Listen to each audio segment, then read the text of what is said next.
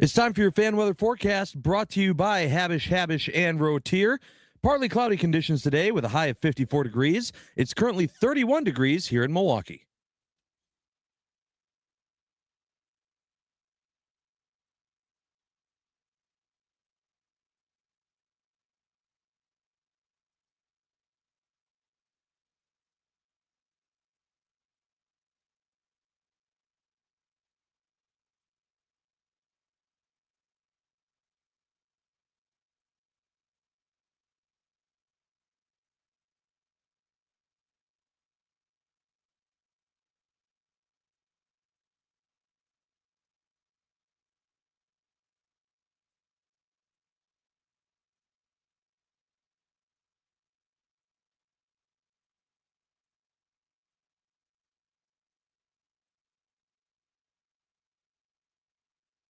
I am an eternal optimist. So please, God, don't tell me that you're an eternal pessimist. I like to say I'm a realist. Oh, it's great.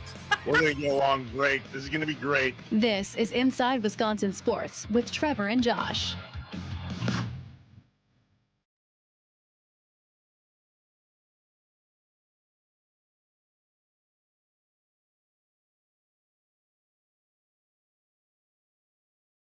Balls and 2 strikes here on Tyler Black.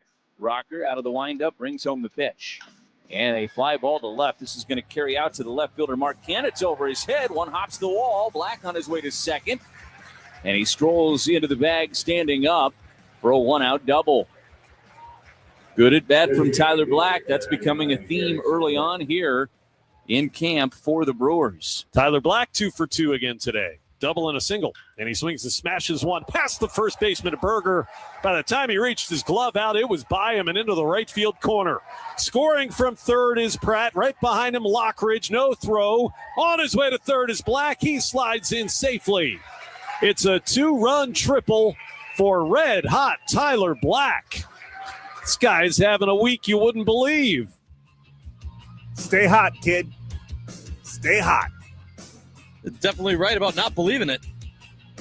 Audio courtesy of MLB.com and the Brewers Radio Network. What's up, Wisconsin? Welcome Inside Wisconsin Sports.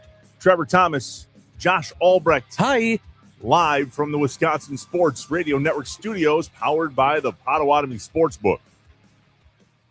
Lane Grindle, Josh Mauer. Good to hear their voices. That means Brewers baseball for real is just around the corner. We will recap that game plus all of the amazingness that is Tyler Black as we move throughout the morning. Happy Friday, Wisconsin. Did you say you didn't sleep worth a you-know-what last night, Josh? I did. Man, I don't know what is going on, but I could not fall asleep last night. I just could not do it. Jim Nantz in the Masters. That's like the voice that will put you to sleep, right? Like, sure. Sure. Yeah. Yeah. The close second is our guy Rich Eisen giving play-by-play of 40-yard dashes. Okay. I put that on TV when we went to sleep last night. That works for you. Great night of sleep. So I don't mean to rub it in, but I would try that. You know what? Try that. Okay. I'll try to bring up some clips of Rich Eisen. Play-by-play, 40-yard dash. Right to sleep. Just like Masters Sunday, unless it's close, then I can't nap on the couch. I mean, listen, if it works, it works. You take it. I've always been stunned by people that they need the TV on to fall asleep. Married one of them. I cannot. If the TV's on, I'm watching TV. I will be like, oh God, it's 2 hours past bedtime. Okay. Like I will get lost in the TV. It is not background noise for sure. Since I joined the Psi Kappa Kappa, which is the CPAP fraternity, I have been able to pull the covers over my head without suffocating myself and falling asleep in the pitch black that way. Oh, okay. The best part, here's the best part. Love my wife to death, don't get me wrong. She has started to allow me to turn off the TV until it's time for her to go to sleep in hopes that I'm asleep while she reads with a light on her book. Okay. So. Compromise. I had a roommate who would fall asleep to there used to be these things called DVDs, right? Interesting. Yeah. And they made TV shows like they put seasons of them on a DVD. And he would fall asleep to episodes of Big Bang Theory, and then it would go back to the main menu screen. And so he would be passed out, and I would hear the theme song from Big Bang Theory playing on repeat on his TV for 7 hours at a time. And now I'm like scarred. I'm like, no TV allowed. You ever heard of a sleep timer, bud? Yeah, not okay. Let's play catch up. Packers. Speaking of not okay. Yeah, well, kind of. We'll talk about this in the morning mind dump. There was a report card that got leaked out yesterday from the NFL Players Association that many people are twisted about. This is an entire segment that's coming up in the morning mind dump. We'll review the report card. We'll compare apples to oranges because this is not a direct comparison to last year. Just a little bit of research into this. And truly, our pets aren't falling off in terms of their heads. Their heads aren't falling off. There's some things that you kind of go, I mean, I use that all the time. You turn your head like a puppy dog and go, I don't know, that wasn't a great grade. But there's so many people that don't fill these things out. We have audio from Micah Parsons that says this is the best place I've ever been, and actually lists some of the things off that he loves about the Packers that got bad grades. So take this for what it's worth, but we'll review. I think it's also interesting, and I want to bring this up now because we won't discuss this in the morning mind dump, but Andrew Brandt, who's been on the show, did tweet out. He said, hey, glad the NFL won that arbitration case to keep these from public view, huh? And I went, oh, yeah, that's right. Good point. I remember that. Apparently that meant nothing. It's wild. We'll go down the whole list coming up at the top of the 7 o'clock hour in the morning mind dump. The other thing, just from a Packers perspective, last night I mentioned I was watching the NFL Combine, and the defensive linemen were doing the 40-yard dash. Mm-hmm. Whoa, we've come a long way in the big boy field of running fast. These dudes are putting up like low 4.5s or 4.6s. Nobody was over 5 on the 40-yard dash in a defensive line standpoint. That was really interesting to me. Hopefully these guys are all edge rushers, and hopefully we can get one of those that maybe go in and out with Rashawn Gary or Lucas Van Ness and just create even more quickness on the line. But nonetheless, I was really surprised by how fast these dudes are these days. Yeah, I don't want to judge, but do you think like the big boys from yesteryear and the big boys today are the same type of big boys? I don't think so. I think it's a little bit different breed. Yesteryear were a little bit fluffier. Right. They were big boys. They were, and we still need big boys. That's true. But the guys that are on the defensive line today, I mean, look at Reggie White's body type, one of the greatest defensive ends of all time. Right. And look at Micah Parsons' body type. Not comparable. Not even close. But Reggie White's arms were the size of your head. Right. Giant arms on the guy. That's how he could just chuck people, and they just went wherever he wanted them to. Exactly. That and with a little science. But yeah, it is different. The league has gotten more athletic.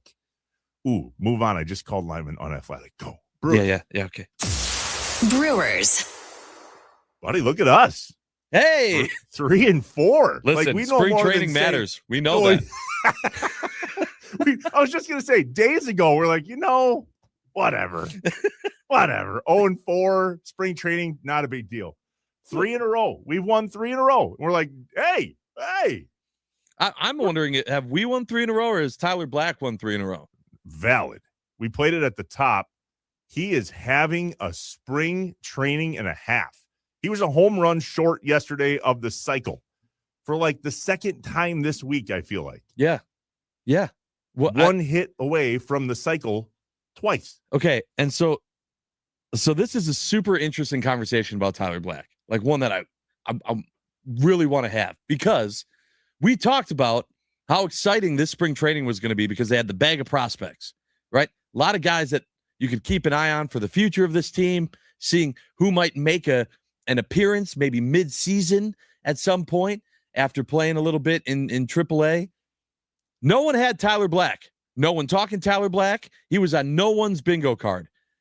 I'm wondering now, especially based on, and Vinny Rottino actually was on 9 to noon yesterday, and they were talking to him about it, but if he keeps mashing, I'm still not positive what the Brewers do. Like, they don't have a spot. Where would they put him? There's not a fit in the outfield. What, are you going to have him in left field? I don't know where they put him, but I mean, he's crushing. And if this continues through all of spring training, how do you go, good job, now stay right there in the minors? First base? Over Vaughn? With Vaughn. Platoon at first. Well, I'm just saying, there's DH positions. If this bat stays this hot and Vaughn's not, can Tyler Black play first? Can he DH in games when Yelly's in the outfield? I also saw someone say, Tyler Black is killing it. Now is the perfect time for the Brewers to sell Tyler Black. Sell high on him. And I went, well, I don't know how many of his right. I don't know how many rights you even have to. What are you expecting to get for him? Look at Tyler Black raking in spring training. Who is pitching? No idea. Right. Never heard of him. Not their ace. But nonetheless, he's raking. True. He doubled in the first yesterday, singled in the third, and later scored a run in that inning, and then had 2 RBI triple in the top of the fourth. We will play that again at the top of every hour because that is worth celebrating. The Brewers are on a roll right now. There's also something to be said about the Badgers needing to get on a roll. Badgers. Not rolling. But it's plausible they could, question mark? Dude, what Badgers team is going to show up when? I mean, that's the scariest part. If you're a Badger fan or if you're just a fan of Wisconsin basketball playing in March, is that it's a total coin flip.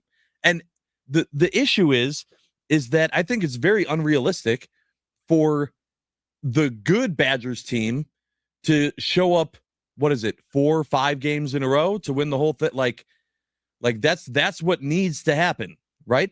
In March Madness, you need to be that team every night that you're out there in the tournament. We haven't seen that consistency yet. It's been amazing games, upsetting way better teams, but then they lay an egg. And so if they are a 10 seed and they beat a 7, woohoo! But then if they lay an egg the second round, doesn't matter. I feel like they have not been, to your point, consistent enough for us to go, if they even did go on a run. Let's just say they won 6 in a row here. Mm-hmm. Would that make us feel better? Or are we all going to go, whoop, been here before? I would feel a little bit better if they won 6 in a row. Like because I haven't seen them do that this season, right? So that's them reaching a mark they haven't yet of that type of awesome, consistent play. It just seems like it's, if Boyd and Blackwell are both on and you have some help along the way with them, this team is unstoppable. But if one of them's off and the 3 isn't going in, they're the most beatable team in college basketball. They play at Washington on Saturday, 3:00 on FS1 our time. Then they come home. It's senior night on March 4th. Brad Davison is being honored as an 11-year senior. Good for him. And then Saturday, the 7th, at number 8 Purdue. We should definitely take that one because that's when we play our best. Right. As goofy as that sounds. Yeah, that one should be a home run. No problem. No-brainer. No problem for the Badgers. Put your money down on it. Look at the camera. That game should be a no-brainer. Right. There. Is it going to work again? I don't know. I'm not the jinx. I hope it does. Out to the Bucks. Okay. Bucks. What are they doing? What are they doing? I mean, being the best team in the NBA. That's what they're doing. When's Giannis come back? Oh, that was a fun thing I started seeing national media talk about yesterday man, I don't know how this team improves when Giannis is back. They're playing for themselves right now. They're not playing for Giannis. I did see that. Yep. Thought of you right away, too. I'm like, here we go. So they won 8 of their last 10, and you're going, how are they going to improve? How about just keep that up? Keep going 8 for 10, 8 for 10, 8 for 10. I'm good with that. Without knocking Giannis. What? Okay, hold on. Yeah. Is there any legitimacy to that, Josh? 6 players scored in double digits, maybe even 7 the other night. There seems to be a great distribution of the points on the Bucks team right now. When Giannis comes back, it's certainly more points, but does that – listen, the season is what it is, and they're better with Giannis. maybe the question is, how do they get him back in the mix now, having something going without him? Yeah, I mean, it depends on just the chemistry, right? And how that all plays out. I think one of the big differences, though, is that it's not like a Dame Giannis situation to where you were just having two different guys needing to get their points and they both couldn't get them in the same night kind of thing. Like, to your point, these are multiple guys scoring. It's complementary basketball. And so if Giannis is just added that mix of getting points, then it should work fine. I think the bigger thing to focus on here is don't rush Giannis back. If things are happening right now and we're worried about Giannis not being fully healthy, give him time. There's no reason, if they're going to keep this up, that they need to rush him back. Not right now. Doesn't have to happen. At home against the Knicks tonight, which the national media will have a heyday with. Of course. Josh, did he talk? He just talked to him a little bit long. Yeah. Ooh, that was a long hug. Yeah. Oh, I saw him point to someone in the stands. I think he fell in love with all New York Knicks fans. And I work on Monday, too, so we'll have to talk about that. Right? Yeah, it's true. Sorry. Anything else? Anything else? Green Bay Phoenix, baby. The Green Bay Phoenix. Talk about Milwaukee is done for the year. They're the team that doesn't play this weekend. They're done with their games. They well, can't in the regular season, they're in the tournament, obviously. Every team makes the tournament. Yes, I'm just talking about from a regular season standpoint. They don't play tomorrow. The Phoenix do at home at 1:00 at the Crest Center, Senior Day. DG told us earlier in the week that he's got some things up his sleeve to announce and have just everybody understand how impressive Preston Riedinger has been for this GB Phoenix team. And with all that to be said, they're locked in. The Phoenix, are locked in for a home tournament game. They host the first round of the Horizon League tournament on Tuesday night at 7:00. If you look it up online and just Google Horizon League men's basketball tournament, you'll see all the games fall on Wednesday, not in Green Bay. The women play on Wednesday night in their opener of the Horizon League tournament. The men play on Tuesday night at 7:00. Tickets are on sale. It would be awesome to see the Crest just as full Tuesday night as it's going to be tomorrow for their last regular season home game. They won 4 games last year. Yeah. And they lost 21 in a row. The turnaround, and I know Doug was quick to just go, meh, but the turnaround is something. It really is something to go from that to this and hosting a tournament game at the Crest Center.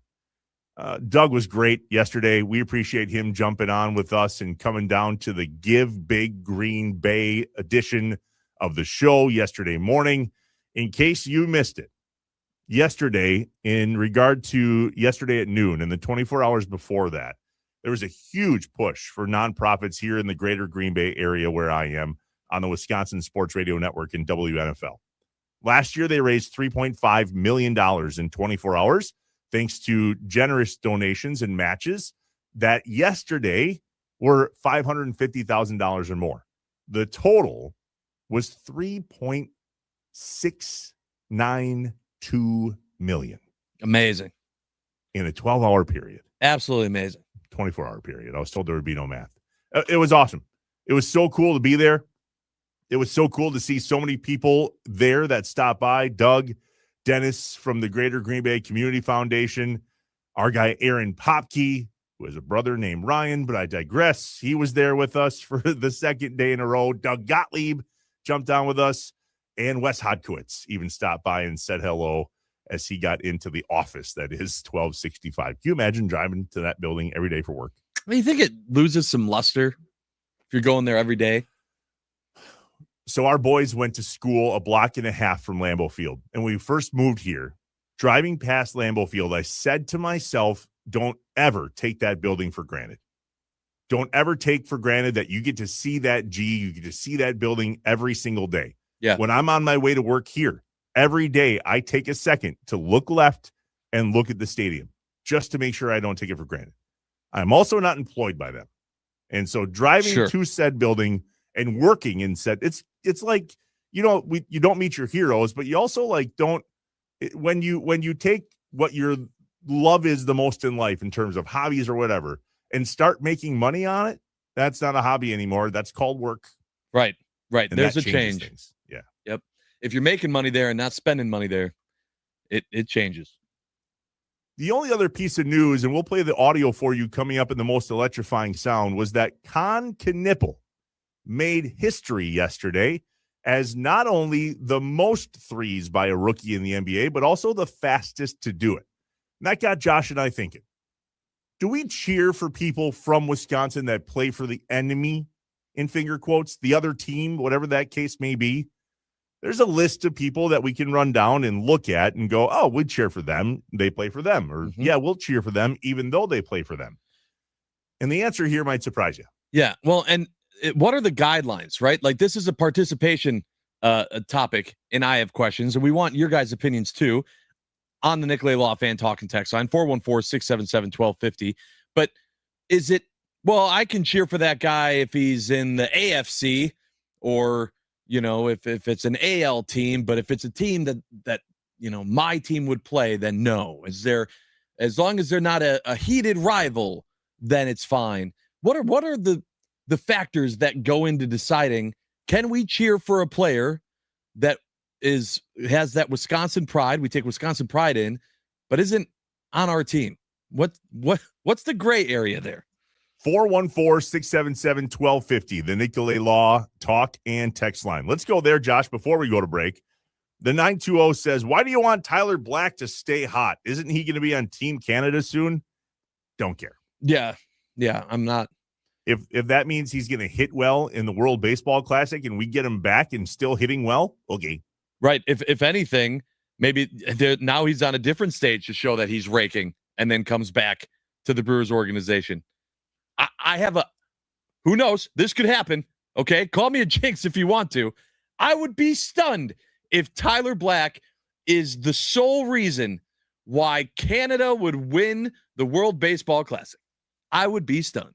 6:22 on Friday. You go ahead. 27th. Yep. You mark that tape, bud. The 920 says, Trevor and Josh, what would your 40 times be? Who at the station would be the fastest and who is the slowest? Mine would probably be 2 minutes and 7 seconds. I'm not doing it, man. And I'd still win. I'd still win because Trevor would DNP. Dude, you only sprint. You only pop one Achilles one. Like, you only do that once. The last time I sprinted all out with 0 Fs. Yeah. That was it. That was it. That was it for I you. have ran since then. I just jogged the other day for 7 seconds. Yeah. No sprinting, though. Sprinting is, I've done it once. I did it in rehab. That didn't sound right. I did it while I was rehabbing this injury. Sure. There it was. Yeah. Getting in shape in rehab. That was it. You only do that once with trained medical professionals watching you, and you go, all right, I can do it. I proved I can still do it. Right. Now I probably don't need to do it ever again. Who do you think of the station would be have the fastest one, though? Probably Kuhn, right? Yeah. Yeah. You can take probably. the guy that ran for a living. Right. All right. So take Kuhn out. Well, then Mason, he's the only other professional athlete on the team. I feel like Tommy would be sneaky. Now. Because it's not like you got to run, a mile. It's just like, that home to first. Like, who's sprinting to first the fastest kind of mentality. I can see Tommy getting there. This. Should we do this? No. We have to sign waivers. Half of us will die. Yeah. And the other half will be injured. Terrible idea. But anyway, great question, 920. We appreciate that. Started first over Vaughn, DH over Yelich. What? 414 says, yeah, we know. That's what we were talking about. Tyler Black is on fire right now. We're not sure what to do with him, but that was part of the conversation. We don't know. Who is Vaughn going to show up the way he did last year? Vaughn has already looked impressive in spring training. It's a difficult situation. Tyler Black was not a guy that the Brewers were planning on having to fit on this roster for opening day. I would be stunned if he's there, but you can't ignore what's happening if this is the story for the rest of spring training. the 262. My vote is Sparky, Travis in Kenosha. Trav, don't drink in the morning, buddy. It's not good. Don't. I mean, I get he's skinny, but he's got to take more steps. He's old. He's old. He's got to take a lot of steps to get one of your strides is like 4 of his. Yeah, but it takes a long time to get this engine started, buddy. Like that doesn't just because you got a long stride doesn't mean the next one's right behind it. That's fair. That's fair. Do we cheer or do we not? That's next in the I Have Questions portion of Inside Wisconsin Sports with Trevor and Josh, live from the Wisconsin Sports Radio Network studios, powered by the Potawatomi Sportsbook. You're right, Gina. Never loses its luster. Never.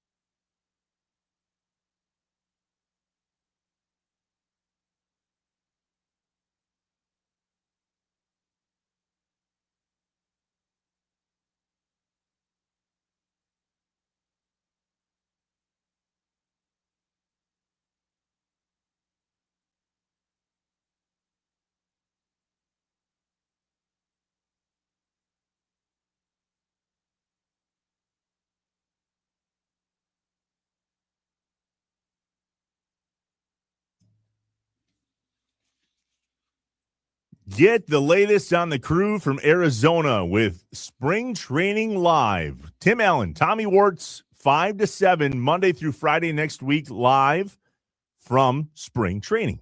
Those two punks get to go down to Arizona. Yeah, they're excited about it, too. If you listened to Hot Stove last night. Yeah, good for them. Join them, the Wisconsin Sports Radio Network, 5 to 7, Monday through Friday. The Inside Wisconsin podcast, Josh, dropped today, and Dario was in spring training when we recorded that show. Looked redder than a tomato. I mean, I've heard that the weather's nice this time of year. Is it nice to cheer for people from Wisconsin, even when they A, didn't play here in college, or B, now play somewhere else professionally? That's the question we have this morning. When things just don't add up, Trevor and Josh ask the hard questions or just point out how messed up stuff is. I only have one question. Can you fly this plane and land it? Surely you can't be serious. Do you view this season as a failure? You asked me the same question last year. What's the most important question the Badgers have to answer Saturday? This is a great question. Oh my God, this is a great question. It's time for I Have Questions on Inside Wisconsin Sports with Trevor and Josh. The Nicolay Law Talk and Text Line, 414-677-1250. We were talking before the break, if we were to do the 40-yard dash, who would win in terms of the staff on the radio station? Mm-hmm. The 920 says, guys, if 56-plus-year-old Rich Eisen can do it, you both could do it. It's just 40 yards, not a mile. You're right. We could. We could do it. It's the aftermath. Right. That's the problem. It's completely out of shape. That's the problem. Well, I'm not completely out of shape. Wasn't but I'm not talking about completely in shape. Are you? Yeah. You're not completely out of shape, are you? Oh, I don't know. I feel like I'm a big guy that has hit complete dad with a baby mode.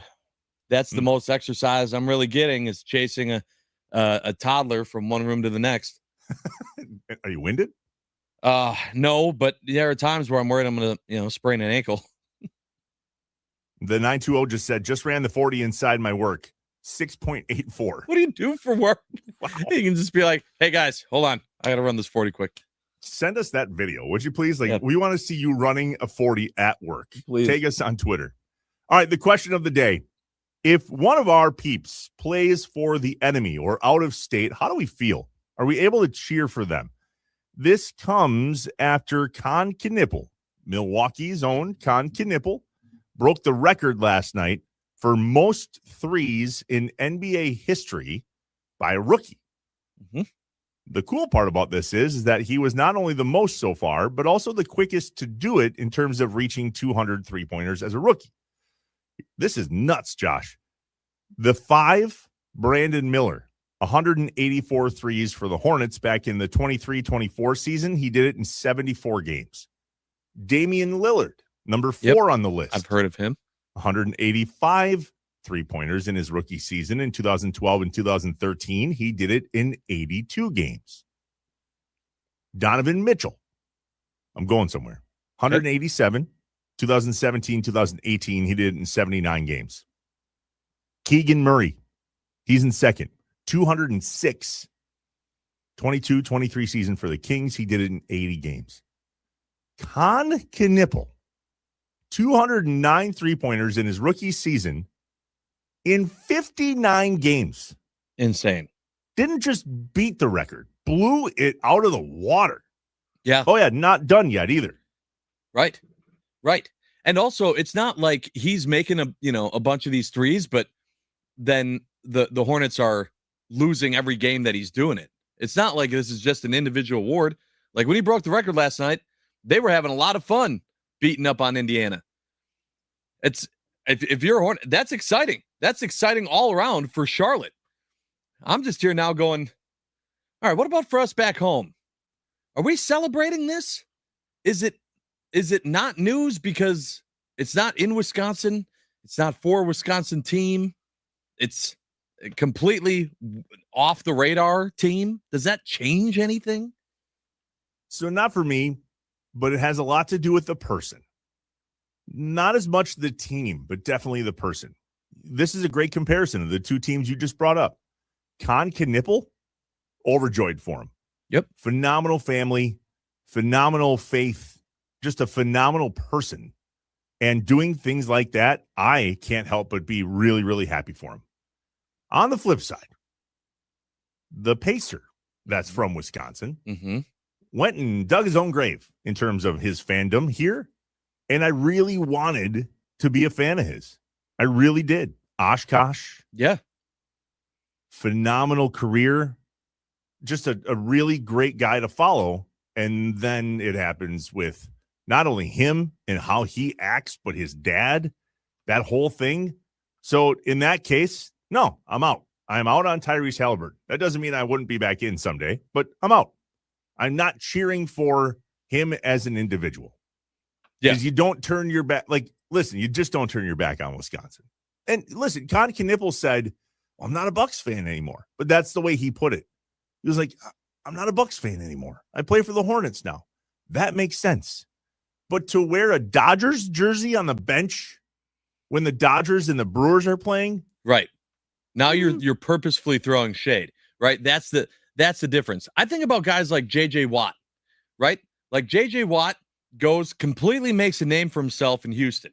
Right? That was it. He became like their guy. But he still showed love to Wisconsin. Right. And I felt like because he was on the Texans and not on the Bears, the state of Wisconsin still loved him. They still enjoyed watching highlights of JJ Watt, talking about JJ Watt, seeing JJ Watt. What if he was on the Bears? We've seen a lot of our fan favorites go to the Vikings, but they weren't necessarily the homegrown guys, right? It was just our favorite athletes. I think there's also something to be said about, like in Con Knippel's case, right? He's a rookie. The Hornets are the team that drafted him. It's not like he chose to go there over Wisconsin. He made it in the NBA. That's the team that picked him. That's how it works. So I was just curious because, yeah, to your point, Con Knippel is, we've been lucky enough to have him on the show. He's a great guy and super excited for him and that he's getting the run that he is and the national attention that he is for the things he's doing.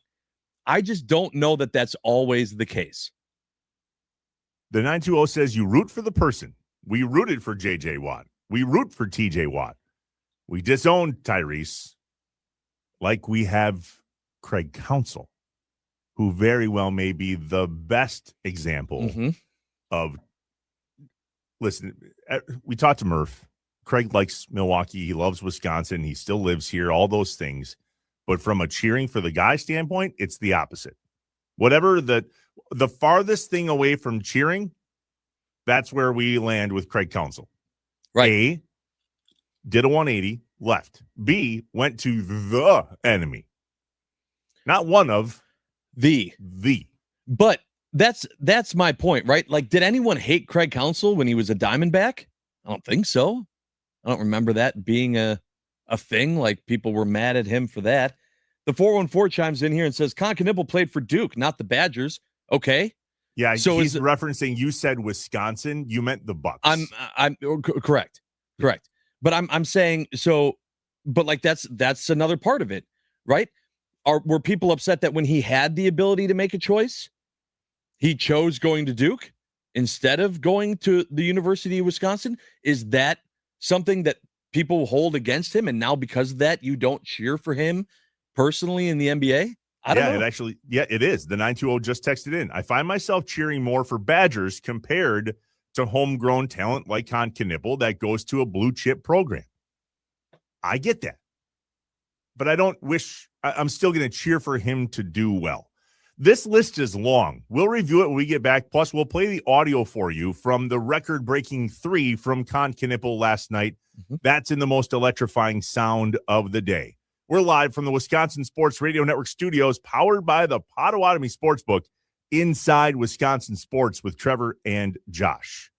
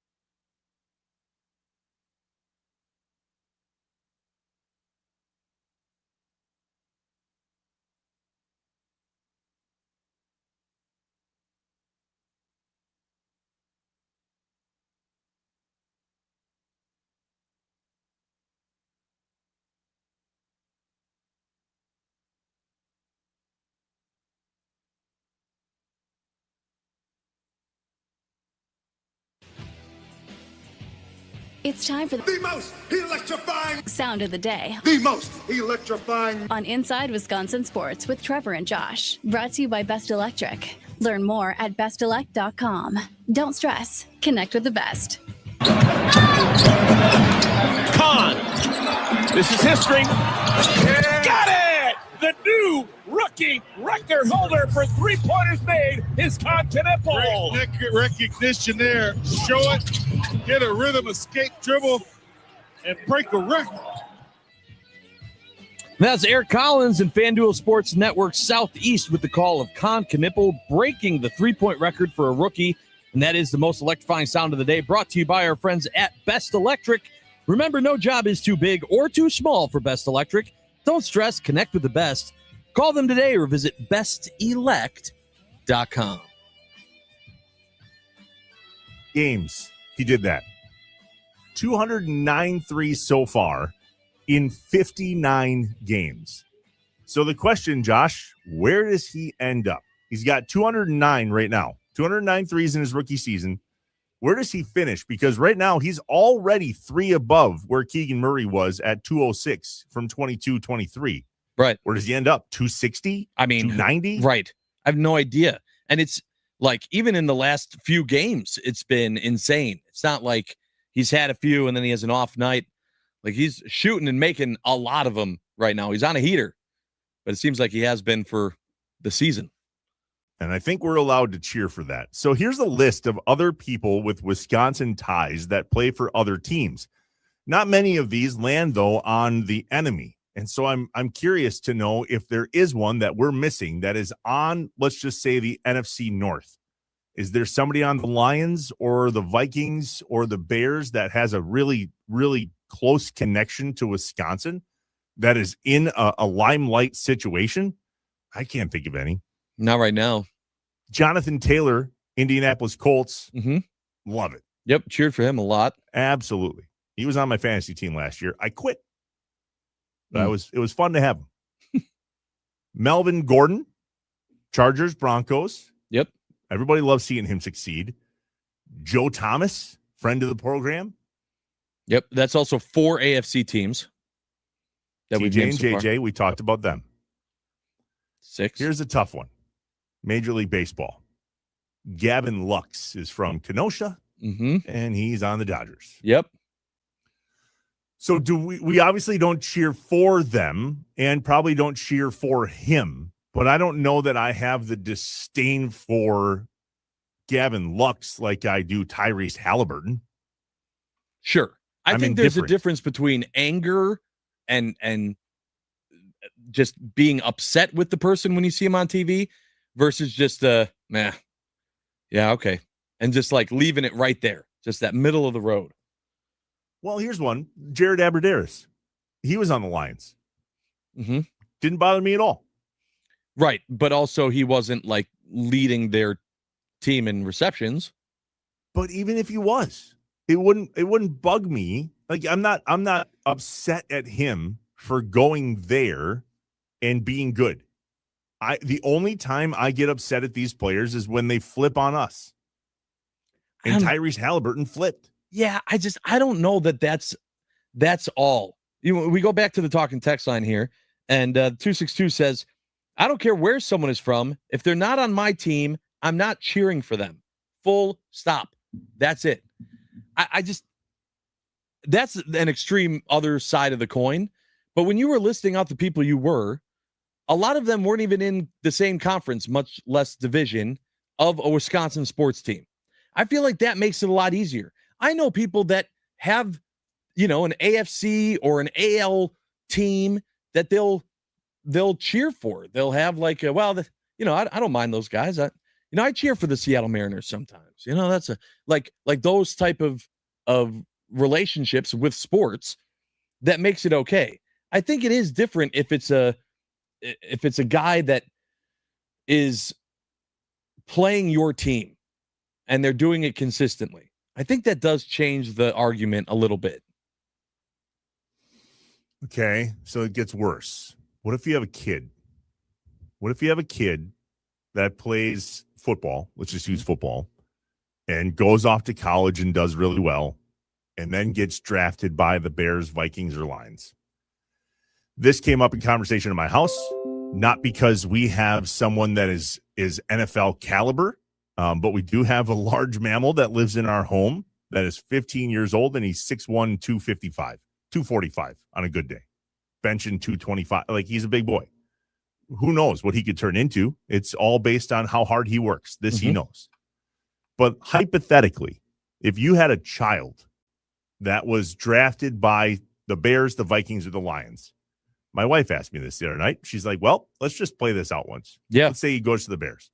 And I said, I will be the biggest Bears fan ever. Yeah. Ever. It changes everything when it's your kid. I want to point out here quickly on the Nicolay Law Fan Talking text line just how little any of us know about the current status of Mr. Lux, Gavin Lux. So first, we had multiple people texting and saying, guys, he's not with the Dodgers. He's with the Reds. Okay. Yep. He was with the Dodgers. That's where he made noise. That's then he what we're went talking to the about. Reds. Now, you guys are wrong, too. He's not with the Reds. He's with the Rays. He was traded in January from the Reds to the Rays. So you guys aren't even right. You're going to fact check us with incorrect facts. Point is, we were talking about when he was with the Dodgers, and could you cheer for him? And it was difficult to do so.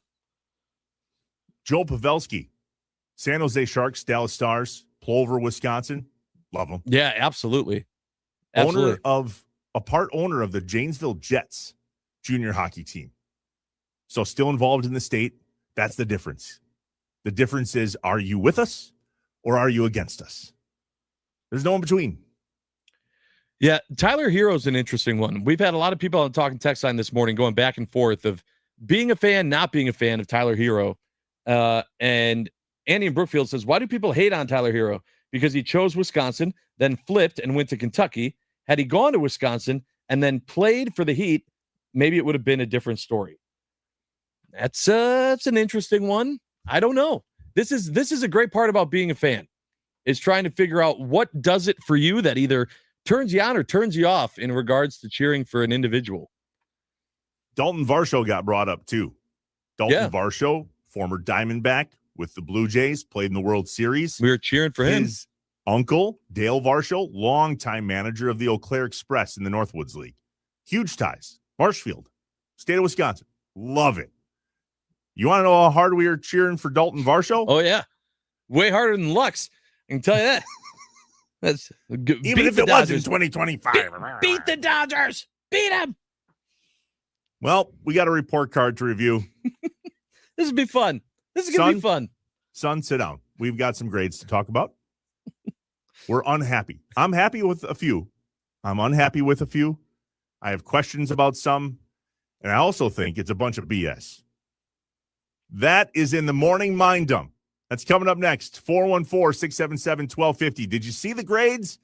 Let us know what your thoughts are on the Packers NFLPA grades. The Nicolay Law talk and text line. Live from the Wisconsin Sports Radio Network studios, powered by the Potawatomi Sportsbook. We are inside Wisconsin sports with Trevor and Josh. I'm not paying you for these grades this year, kid.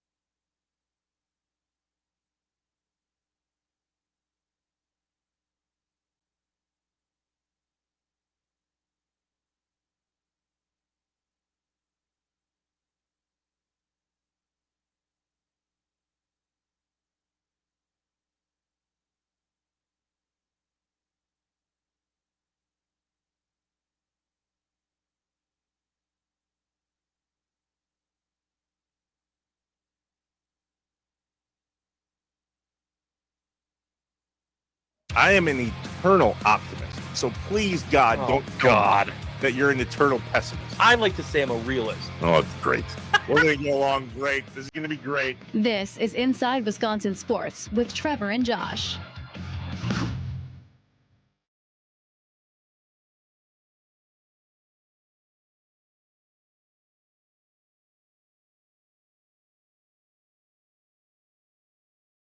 Balls and 2 strikes here on Tyler Black. Rocker out of the windup brings home the pitch. And a fly ball to left. This is going to carry out to the left fielder, Mark Canitz, over his head. One hops the wall. Black on his way to second. And he strolls into the bag standing up for a 1-out double. Good at bat from Tyler Black. That's becoming a theme early on here in camp for the Brewers. Tyler Black 2 for 2 again today. Double and a single. And he swings and smashes one past the first baseman to Berger. By the time he reached his glove out, it was by him and into the right field corner. Scoring from third is Pratt. Right behind him, Lockridge. No throw. On his way to third is Black. He slides in safely. It's a 2-run triple for red-hot Tyler Black. This guy's having a week you wouldn't believe. We believe it, Josh. We believe. Josh believe. Bauer, Lane Grindle, the Brewers Radio Network, courtesy of MLB.com. What's up, Wisconsin? Welcome in Inside Wisconsin Sports. Trevor Thomas, Josh Albrecht. Hi. Live from the Wisconsin Sports Radio Network studios, powered by the Potawatomi Sportsbook, live online and YouTube and Twitter. Josh is in his favorite Savannah Bananas uniform today. It's a Floral Friday. Floral Friday? Yeah. Is it floral every Friday? Usually, yeah. Not very observant, I don't think. How's your hat count going, by the way? I gave up. Yeah. Called that one. I had a buddy once that said to his wife, you know what? I don't like clutter. I'm going to pick up what you put down. So I'm going to pick up what you put down. That way it's not a you problem. It's a me problem. Sure. A couple weeks later, he tells a story and he said, she's like, well, I thought you were picking up what I'm putting down. And he goes, couldn't keep up. That's where I'm at with your hats. Can't keep up. Okay. I was interested how long. I don't know that we set. I'd have to go back and check the tape to see if we set a line for how many days. But I felt like it was 2. I don't think I've seen this one before. No, this is just a basic orange hat to match the orange shirt. Crap, that's orange? I thought it was yellow. Well, colorblind. No. It probably looks different. If you're watching us on YouTube and Twitter at WI Sports Radio, you can be the judge. 414-677-1250, the Nicolay Law talk and text line. The Packers got graded by their players through the NFLPA, which weren't supposed to be made public. But here we are, and we're going to talk about them and get it out of our head because I think it's crap. Here we go. I have voices in my head, they counsel me, they understand, they talk to me. The coffee has kicked in. We're awake and ready to roll. Let's get some things off our chest and out of our heads. You don't know what it's like to be me out here for you. It is an up at dawn, pride-swallowing siege that I will never fully tell you about, okay? I'm as mad as hell, and I'm not going to take this anymore. I'm in a glass case of emotion. What we've got here is failure to communicate. We got no food. We got no jobs. Our pets' heads are falling off. It's time for the morning mind dump on Inside Wisconsin Sports with Trevor and Josh. 414-677-1250, the Nicolay Law talk and text line. Things that are in your head and on your chest that you've been carrying with you all week. You just didn't have a safe place to share it. Welcome. We're here. We're your safe place. We won't tell anybody other than everybody. It's just in the state of Wisconsin. So, and listening worldwide at wisportsradio.com. Fair point. There's the whole world. Yeah. Definitely statewide on the Wisconsin Sports Radio Network. What's up, Duluth Superior, 710 The Game. Wausau, our friends over there on 93.9 The Game. Milwaukee, 1250 AM, 105.7 FM The Fan. That's where Josh is. And I'm here in Green Bay at 99.7 WNFL Green Bay and the Fox Valley. Where do you fall with these grades? So the NFLPA does an annual survey, and the survey goes out to all members of the NFL Players Association. By count, there are 70-ish of those on each NFL team, 32 NFL teams, and of all of those surveys, they got back 1,700 and change. And yet, here we are analyzing whether we should burn down the building or not. 1,759 players responded to this NFLPA survey, and it was conducted from November 2nd until December 11th. Let's pause there for just a hot second. Yeah, please. Morale matters. What were the Packers doing from November to December? Not winning. Literally nothing. Yeah. Being the most frustrated they've ever been all season. Yeah. Maybe the last 7 years total. So by all means, let's put out a survey to disgruntled employees while they're in the middle of their season trying to get to the Super Bowl, for sure the playoffs, but we're going to ask them about all the things. So let's start there. Okay. Well, hold on. You said from win to win. What were the exact? November 2nd to December 11th. Yeah. So the November 2nd was the game that they blew to the Panthers. That was the exact day. Perfect. That's the day the survey arrived. Yeah. The first day became available. Now, what happened after that? Then they lost to the Eagles. Then they went on the run. Then they beat the Giants, the Vikings, the Lions, the Bears. That was their 4 in a row that got them to. What's the date now? Where are we at? December 7th. Okay. Let's just hypothetically say not a lot of guys did their homework right away and waited. What was the next game? The next game was December 14th against the Broncos when everything fell apart. Okay. My point is, why during the season? As if these players can't remember. Why not ask after the season? Or better yet, maybe keep these quiet the way you were supposed to based on your contract. Listen to some audio we found yesterday. My buddy Craig sent this to me. This is Micah Parsons talking about how incredible the Green Bay Packers organization is. And there are categories in this audio that got graded. Go ahead. I've never been to a place that offers so much for the players. Because obviously coming from Dallas is like top tier. And then I would honestly say I've been more lucky in my career because I came to another elite organization who probably take care of the players even more than Dallas. Like even just the meals, like you get to pick the order, what you want for your breakfast and lunch. Like it's made to order specifically for you. Like a bunch of places kind of just do like buffet. Like that's like buffet, like whatever. They dead have options every day of what you want, like what you can order. I'm not gonna lie, the day they signed me, they was like, "What meal do you want us to make you?" I was like, "What do you mean you make us meals?" Like it's like, yeah, like we got all the chefs here, and they made me this Cajun sausage, chicken, shrimp pasta. And I said, "Woo, dog!" And they was like, "What do you want your post game meal to be?" I was like, "I want that Cajun pasta y'all made me when I first got signed." He was like, "That's not a problem." So I've been just accepting it all, and I mean, it's been nothing but love. Like I think I can really be a great player here. Yeah, that's a rave review from Micah.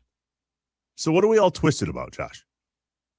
I think that, first of all, I didn't see any team, right? Because I tried going, all right. Here's what the report was for the Packers. Let me look at it compared to other teams.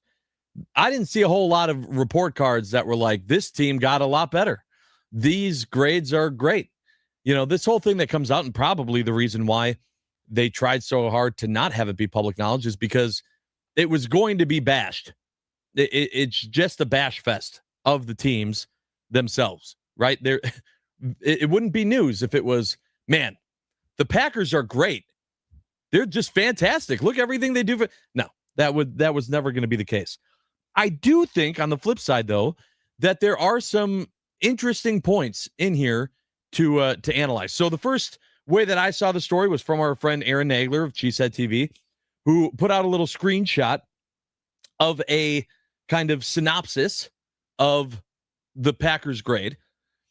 It reads, the Green Bay Packers fell 14 spots to 21st overall in this year's report card, the steepest year-over-year decline of any team. So I think let's start there, of that being a thing of we're grading it based on last year.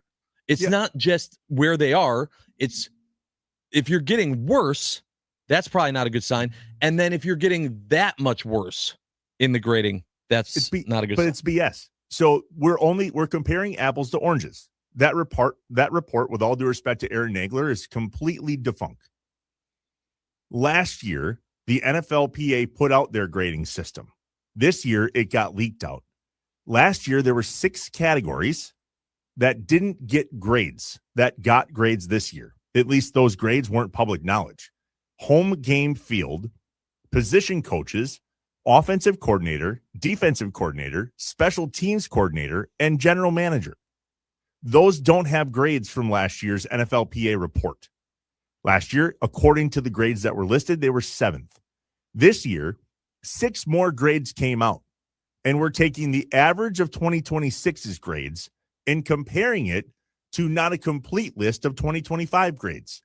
If you're doing this math completely based on GPA, if you take grades, give all of the lines an equal credit, and do the math on GPA. Last year's GPA of the grades that were made public was a 3.473, a B+. This year, if you take the same grades and compare them to the grades that were of awareness last year, we went from a 3.4 to a 2.945, or a B. We went from B+ to a B/B-. Yeah. Dude, I don't know how your grades were when you were in school, but if I would have averaged a B+, I don't know, we'd be talking right now. Really? Buddy, I had a 2.0. Oh. I was 28 out of 48 in my graduating class. Me and the books didn't get along. Yeah, well, I wasn't tall, dark, and handsome, and so I had to try harder at being smart. I had like a 3.5. Happy for you. I mean, we're in the same place, so I don't know that it really made much of a difference. So our second grade boy, when he was in second grade, our oldest, had all A's and B's and 1 B-.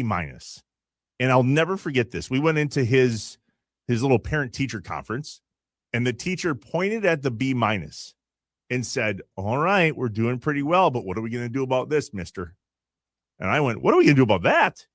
We're going to throw a kegger." Yeah, we're going to throw a party. There's not a C on the list. Yeah. And so we compare these grades, even though there are some C's that didn't exist last year in certain categories, I look at this and go, guys, this is still a B. And have you ever been a part of an employee survey, Josh? Yes, I have. Did you fill it out 100% truthful? No, but that was because I didn't believe that it was actually anonymous, and so but to that point, I kissed up more. So if that was the case, you would think that the reviews would be better because I didn't trust that I wouldn't get in trouble. That wouldn't come back to me if I did say something negative. Mm-hmm. These are negative things. So if that was the argument, then it would mean that people were, players were trying harder to, be what positive. Are negative things? Well, I do look at this, as reading through the rest of what Nagler retweeted here. Of players report that the team does not provide game day child care, as most teams do, contributing to their bottom third ranking for treatment of families. The team's nutrition program similarly ranks near the bottom, with players wanting improved nutrition plans and more nutritious food options to better support these plans. And the biggest one was they said head coach Matt LaFleur dropped a full letter grade this season and ranked second to last in the league in respect for players. That's an interesting one based on conversations we had, all season long last year. Every time that Matt LaFleur was at the podium, how many times did you come on this radio show, Trevor, and go, are we worried that Matt LaFleur lost the locker room? Mm-hmm. Are we worried that he's not a voice for these players? This does not help the defense to that argument. Yeah, it doesn't. And I also, though, said that I don't know that the players needing to love the coaches is a good sign either. Everybody loved Jeff Hafley, yet our defense couldn't keep a lead. And so I'm like, maybe they shouldn't love him so much. And so it's hard because you don't know how to read into these grades. What goes into it? What were the questions that were being asked? We're only seeing the final total. I also think it's funny. Rod Domofsky also put out the screenshot of specific grades per area. Offensive coordinator, to your point, saying that if you're comparing for last year's, this was new information. But I thought it was interesting. Offensive coordinator being a C. How many times have we talked about what the heck does Adam Stenavich do on this team? Well, I want to know what he got graded that C for, because I'm still not sure. Did he get a C? Because people went, I don't know, what did Stenny do? I'm gonna put C. Was that the answer? So back to the surveys at work too, just for a hot second. I was on a management team once that looked at surveys afterwards, working for a company that helped put out surveys to gauge company culture. And they say, well, you guys, these are all anonymous. Please fill it out as truthful as you can. And then we did our own. And the management team looked at them, and the first thing we did was try to figure out who filled out what. Right. So surveys are what they are. Let's start there. Right. Okay. Now, only 75% of the Packers this season were carryovers from last season. 25% new. You want to talk about how a survey can be swayed? Bring new people in with different attitudes. Thirdly, how do you think Jair Alexander would have filled out a survey for the Green Bay Packers? Sure. Zadarius Smith. Other guys that did not land here, like it here, and aren't here anymore. So it's hard, man. It's just hard to look at these apples comparison and think, this is the greatest sports franchise in the history of the world. Doesn't have an owner breathing over your neck. Doesn't mean they're perfect, though. I don't expect them to be perfect. Doesn't mean there's not areas they can make improvement. For the record, Nags went on to say it should be noted that the Packers are completely redoing their training room as we speak.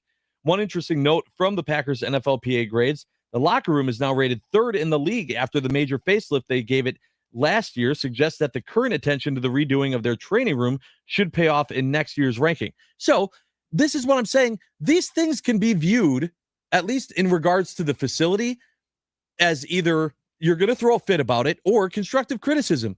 If the Packers see these things, are listening to their players, and are in the process of making it better, great. They see it, they're communicating with the players, and they're fixing it. Bing, bang, boom.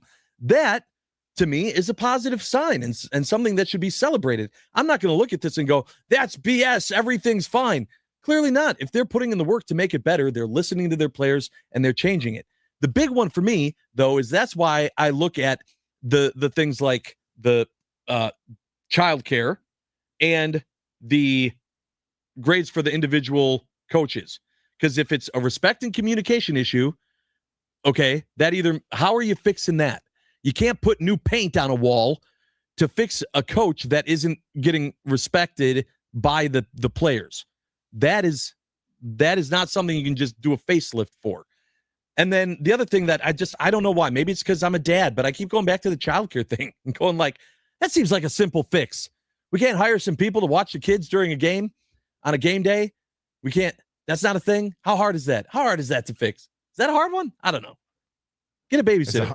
It's a hard one to have an opinion. Care.com. I don't know. Go to come on. Care.com. This should be an easy fix. Well, so hear me out on this.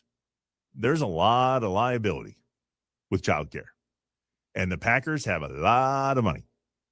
And so it doesn't surprise me simply if you just back up a step and go, that is just one thing that we don't want to get involved with. Okay, cool. Let's go back to the training room for a hot second. Yeah. Last year, their grade was an A-. And this year, in the training room? Yep, A-. Okay. This year, a C. What did the Packers have this year? Far more than they did last year? Injuries. Yeah. They spent a lot more time in the training room than ever before. Yeah, and more people in there. They talk about less space. Yeah, more people. Yeah. Yeah. Maybe a little crowded. Maybe you guys are so injury prone this past season that there was we never had to plan for 14 people getting treatment at the same time in the past. Our bad. And how does it go from an A- to a C? Did somebody drop a cigarette on a table and there's like a cigarette burn now? This is where these I struggle with these, right? How do you go from one season in a training room that they're redoing from an A- to a C? Or in Other cases, right? Treatment of families. Last year it was a B. This year was a C+. You know who didn't have childcare last year? The Packers. Okay, but I understand what you're saying about the lack of space, right? They do say that, okay, more people are going to create lack of space. But what about when it says a lack of communication and trust in the training room? That's a personnel issue. That's my thing of that's not a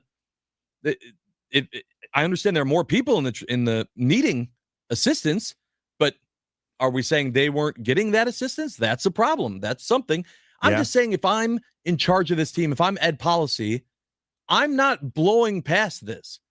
This still should at least create conversation. As a fan, I think it's fun sometimes to look at it and compare to the rest of the teams and go, hey, where are we? What's the problem? Why is Matt LaFleur now second to last in the league in respect for players? You want me to take this seriously? Show me the comment section. That I want to read. And analyze handwriting. Exactly. All right, coming up next, scheduled to appear, Richard Ryman from the Green Bay Press Gazette. We're going to see if we can't connect with him. We wanted to have a conversation about, this is a fascinating segue, from how much the Packers players and coaches are paid and how they feel about the workplace to their home. Mm-hmm. What could go wrong? But really, it's about real estate and how somebody like Richard reports on when houses are for sale. Jeff Hafley talked about how he wants Gannon to buy his house. There was one of the neighbors in my neighborhood that worked for the Packers that is moving on now. His house sold right away. And yet Aaron Rodgers' house is still Brett Favre had a thing with people standing on the corner. There's something to this. We're going to see if we can't circle back with Richard Ryman as we return live from the Wisconsin Sports Radio Network studios, powered by the Potawatomi Sportsbook. It's Inside Wisconsin Sports with Trevor and Josh. A+ show, by the way. A+. A.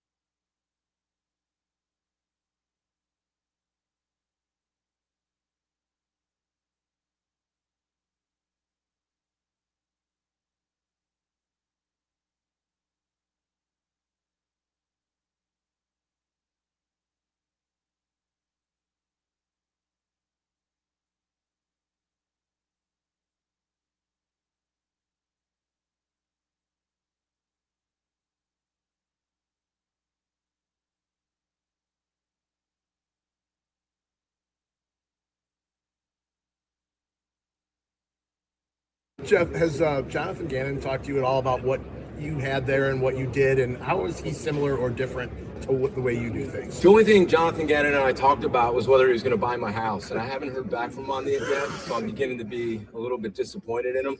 What do you want for it? What are you willing to pay for it? I don't have enough. Well, Coach Gannon does.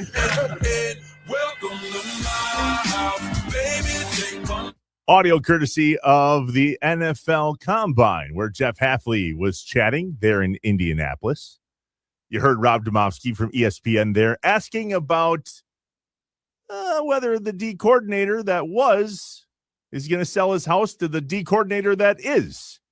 And there's nobody better to talk to about that than Richard Ryman from the Green Bay Press-Gazette. We're inside Wisconsin Sports. Trevor and Josh, and longtime writer, reporter for the Green Bay Press-Gazette, Richard Ryman, joining us on the Wisconsin Sports Radio Network guest hotline, powered by Gruber Law. One call, that's all. Richard, I absolutely love reading your articles that have everything to do with the Packers and yet nothing to do with the football side. That's what makes it interesting. Thanks for jumping on with us. We appreciate it. You're welcome. It's a good beat. I won't deny it. So did Hafley sell his house to Gannon? Because I feel like you'd be the first to know. Well, not that I am aware of. The one thing in Wisconsin is they don't have to file it immediately. So sometimes the thing can happen and it can kind of linger out there for a while before you know. But if he does succeed in selling his house to his successor, that will be an accomplishment, because as much as people seem to think Packers players and coaches just sell to each other, it actually very rarely happens. So that was kind of my question, because I didn't know enough about this being in Milwaukee. And I know obviously that Green Bay and everything around 1265 is kind of a unique situation. I thought, is there like a secret society of people that buy and sell these houses that players and coaches can afford, but are rarely in for a long time? But you're saying, Richard, that's not the case. No, it's they're pretty much in the market the same as everybody else. Like I say, the players don't generally buy other players' houses. It's regular people, sometimes well-heeled regular people, but regular people. Richard Ryman joining us from the Green Bay Press-Gazette. Richard writes articles about all things Packers non-football. He was the one that wrote the article the other day that got us in trouble with Dad. The article you put out about the season tickets and not being renewed. It was funny, Richard. We had a long conversation about that here on the air, voiced our opinion, and then got an email from Aaron Popke asking us if we needed more clarity. So how are things on your end, and how do you go about reporting on stuff like this when it involves both the team that we cover as well as fans that have a voice? Well, it's relationships like it is with most reporting. I keep in touch with Aaron Popke, as you mentioned, and others in the Packer side that can help me out. And I have a pretty good list of database of fans who I've met over the many, many years I've been doing this. Some of them I talk to regularly and some not so much, but they're usually not hard to find. And something like this, where you can do a video chat with them. I just had a long interview the other day with Stephen O'Brien in Ireland, who is the Packers International Fan of the Year. And really, there are a few things that COVID did that was positive, but one of them was to teach us all how to use Zoom. And it really has broadened, the people we can talk to. So, I mean, obviously, we appreciate that. We're Zooming with you right now on the hotline here. You can be watching us on YouTube and Twitter at WI Sports Radio. So, Richard, when we talk about these type of stories, and obviously, I love this one about the housing market and kind of how this all works in Green Bay. Is there a story like that type of story that stands out to you more than most as a super unique Green Bay, Wisconsin story? Well, I think the housing stories are pretty unique in that the Journal Sentinel sometimes will have a story about a Bucks or Brewers player who sells a big mansion or whatever. But in Green Bay, if you're a Packers player or coach or top executive, you are a public figure. Even if you're like the fifth coach on the, depth chart somewhere, if I do a story about them selling their house, it gets a lot of readership. People here are interested. And it's a real estate story as much as it is anything else. So, you hit several layers of readers too. Richard Ryman from the Green Bay Press-Gazette joining us on Inside Wisconsin Sports. You said it, they're a public figure, which is why people care, but it's also, I think, unique to a small town. What people don't understand is there's a lot of players and a lot of coaches that live in very normal homes, 3-bedroom, 2-bath ranch homes, maybe in a newer neighborhood, but not these extravagant homes that you would expect. That doesn't mean they don't exist. Aaron Rodgers' house is on the market, I believe. Not so much a normal home. Brett Favre's houses have been on the market in the past. Not so much a normal home. But I think that comes with the position. Do you find that the majority of players and coaches live in single-family style homes? For the most part, they do. As you mentioned, newer ones. So they do tend to be on the higher end of the middle of the market, I would say. They're, because of the appreciation of the last few years, the prices probably went from an average or around $400,000 to $600,000. The house hasn't really changed, and their position in the market hasn't. It's just the prices changed. Most of them are in that area, and a few have found that if you get a more expensive house, but you're not going to be here for a while, it might be hard to get rid of when you're ready to move. Rodgers is asking $3.7 million for his. KGB, who you may remember from some years ago, has had a house that he's offering for about $4 million that's been on the market for years. So that end of the market's a little harder to fill. But for the most part, the guys that have been in the 400 to 800 range have managed to find buyers. It is a super interesting comparison, just even in the state. You brought up if the Journal Sentinel does a story on a Bucks or a Brewers player down here in Milwaukee, and I think about when Eddie Lacy had his garage sale at his house, a successful 2-day garage sale at his house because he had signed and was moving to Seattle, in comparison to when Giannis here in Milwaukee wanted to do a garage sale, and the Bucks had to step in and say, no, you can't do that, Giannis. A lot of people are going to show up at your house. Not exactly the same feel from a Giannis situation to an Eddie Lacy situation. Is that the small town feeling? I was there for the Eddie Lacy garage sale, as a matter of fact, and there was a long line. People were lined up, some 100 yards down the sidewalk, wanting to get in. But that we've only had one of those. That was kind of unique. Nobody else has done that. But it does show the kind of response fans will, particularly Packers fans, will show up for things like that. But I could see the Bucks point too. Giannis is, I think, a little bit more famous than Eddie Lacy was. Well, and also it's probably different when you're moving out. You're selling the house. It's not like you're doing it in the middle of the summer and right. You're still going to be there for 4 years. Right. Lacy was not on the premises as the sale was going on, I can assure you. And yet, if you look at stories from big markets, LA, New York, Chicago, even markets like Kansas City or Seattle, we're not writing stories in those markets about real estate. And so some people are like, gosh, can't these guys have privacy?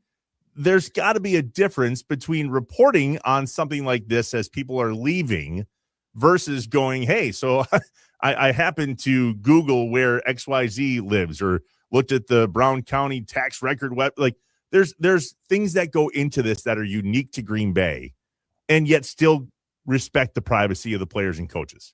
Right. All of what I put in these stories is public record for starters. So it's not me out there, getting unnamed sources or something about them selling their house. Right. Brown Dog. It's a great website. But we do not publish anything about where they live when they move into town. I mean, I know where most of the ones that own houses are at, but we don't publish it until they've put it on the market, because that's, I think, just a decent way to approach it. Otherwise, in terms of privacy, I would say, maybe 80% or more of them, when they put it on the market and I call the realtor and say, we'd like to use the photos in the story, they give them up. So privacy, they want to move the house. Right. So privacy is not an issue so much because they're kind of happy to be out there.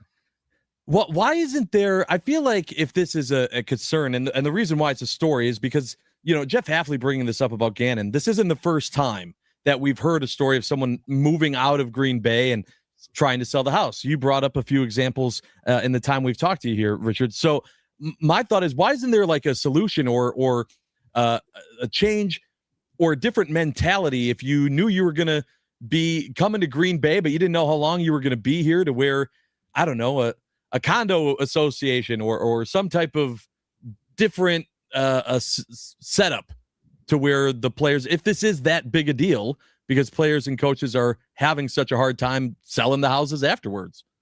Well, I guess that would be a team thing if the Packers wanted to take on something like that. I suspect they really don't. Might help the report card. Right. And that's a whole different issue. I did a story with a couple of realtors several years ago asking some of those same questions. If you're drafted, for instance, and should a rookie buy a house right away, or if you know that your time here might be limited just because you're in the NFL and your time anywhere can be limited, why buy a house? And some of them are for the normal reasons. They want the investment.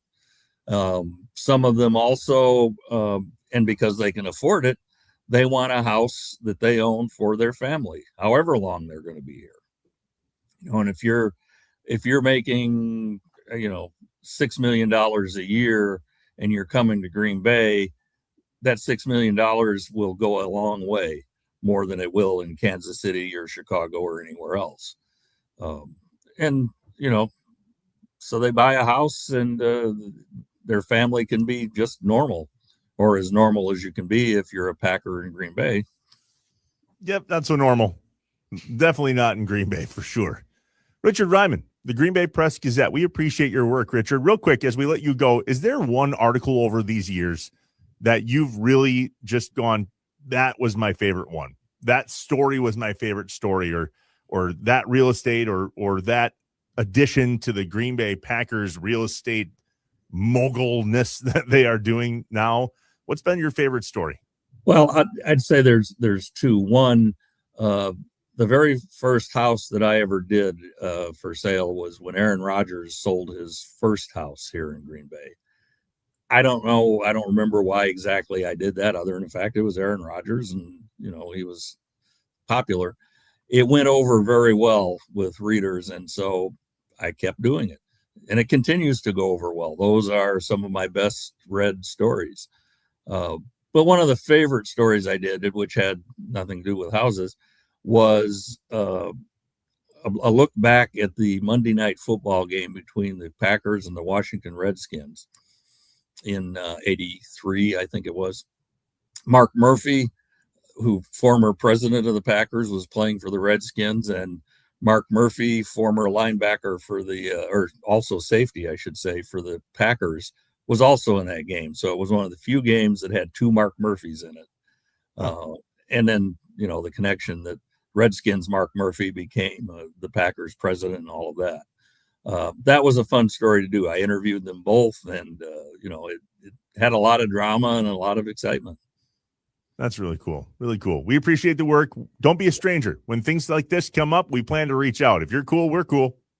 Let's do it. Richard Ryman, the Green Bay Press Gazette. Thanks, Richard. Thank you. The Wisconsin Sports Radio Network guest hotline, powered by Gruber Law. One call That's all. Fascinating stuff. Yeah, I isn't love it? that. I love that. Well, when you live here, actually, let's go to break. I'll tell you some stories when we get back. This is normal here. I know it's not normal in a lot of other places. It's normal here. We'll talk more about that when we get back. We're live from the Wisconsin Sports Radio Network studios, powered by the Potawatomi Sportsbook, inside Wisconsin Sports with Trevor and Josh.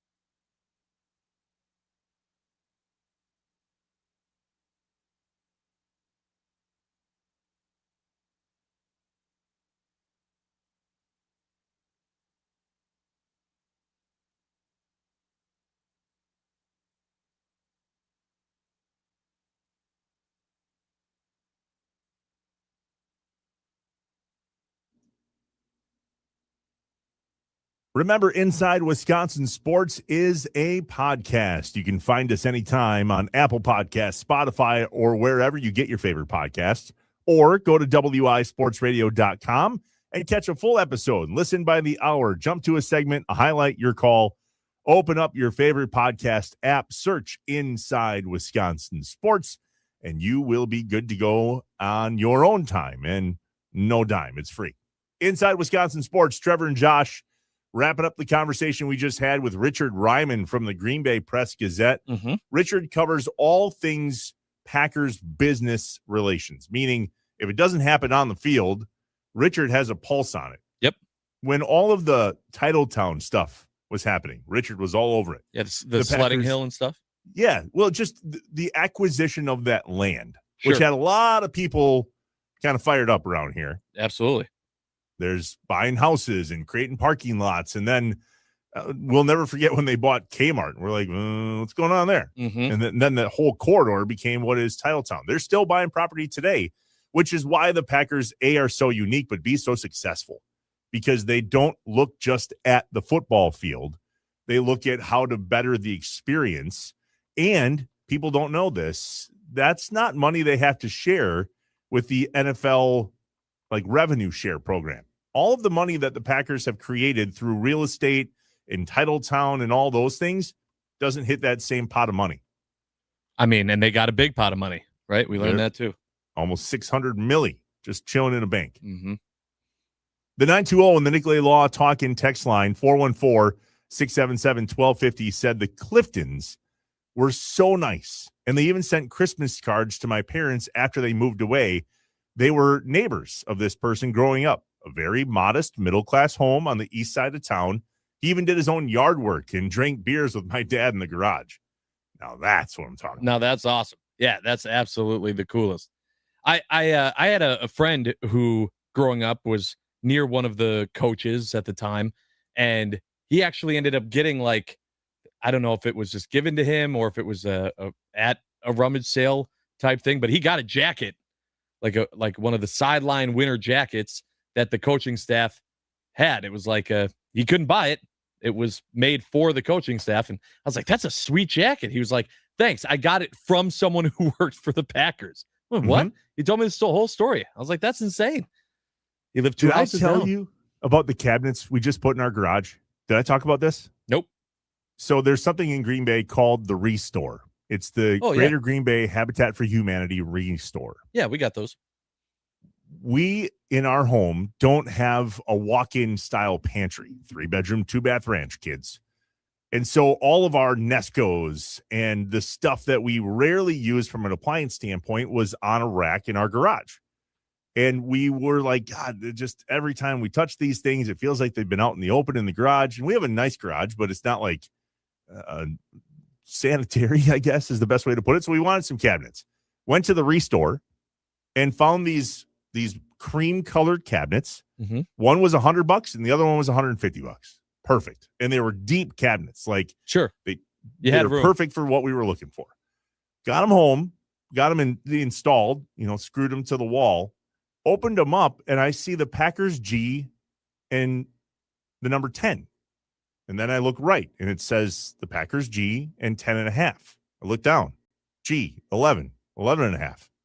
Holy crap, these are the Packers' old shoe storage lockers. Oh, my gosh. Literally from Lambeau Field. Somebody must have bought them when they do the Packers tent sale. Yeah. And then didn't need them anymore, donated them to the Restore, and we happened to buy them for our cabinets in our garage to hold our Nescos and our party supplies. That's so cool. So crazy. Yeah, but that's so cool. I love those type of stories.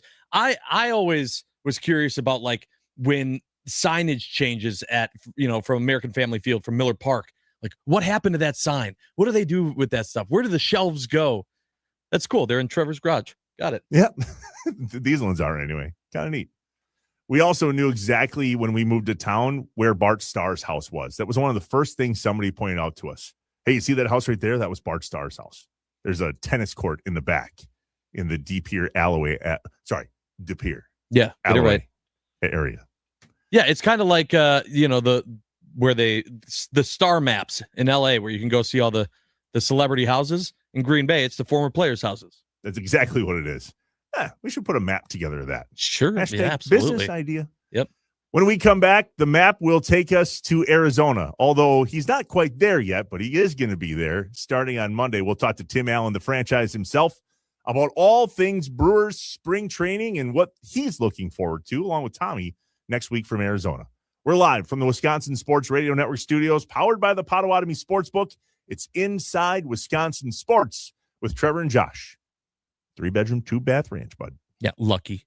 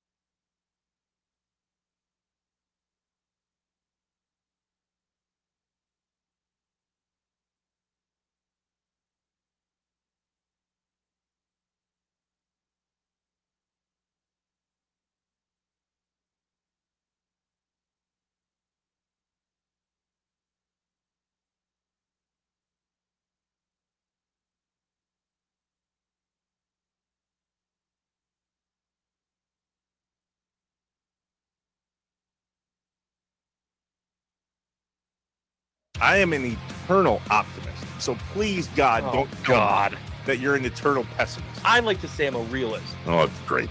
We're going to go along great. This is going to be great. This is Inside Wisconsin Sports with Trevor and Josh.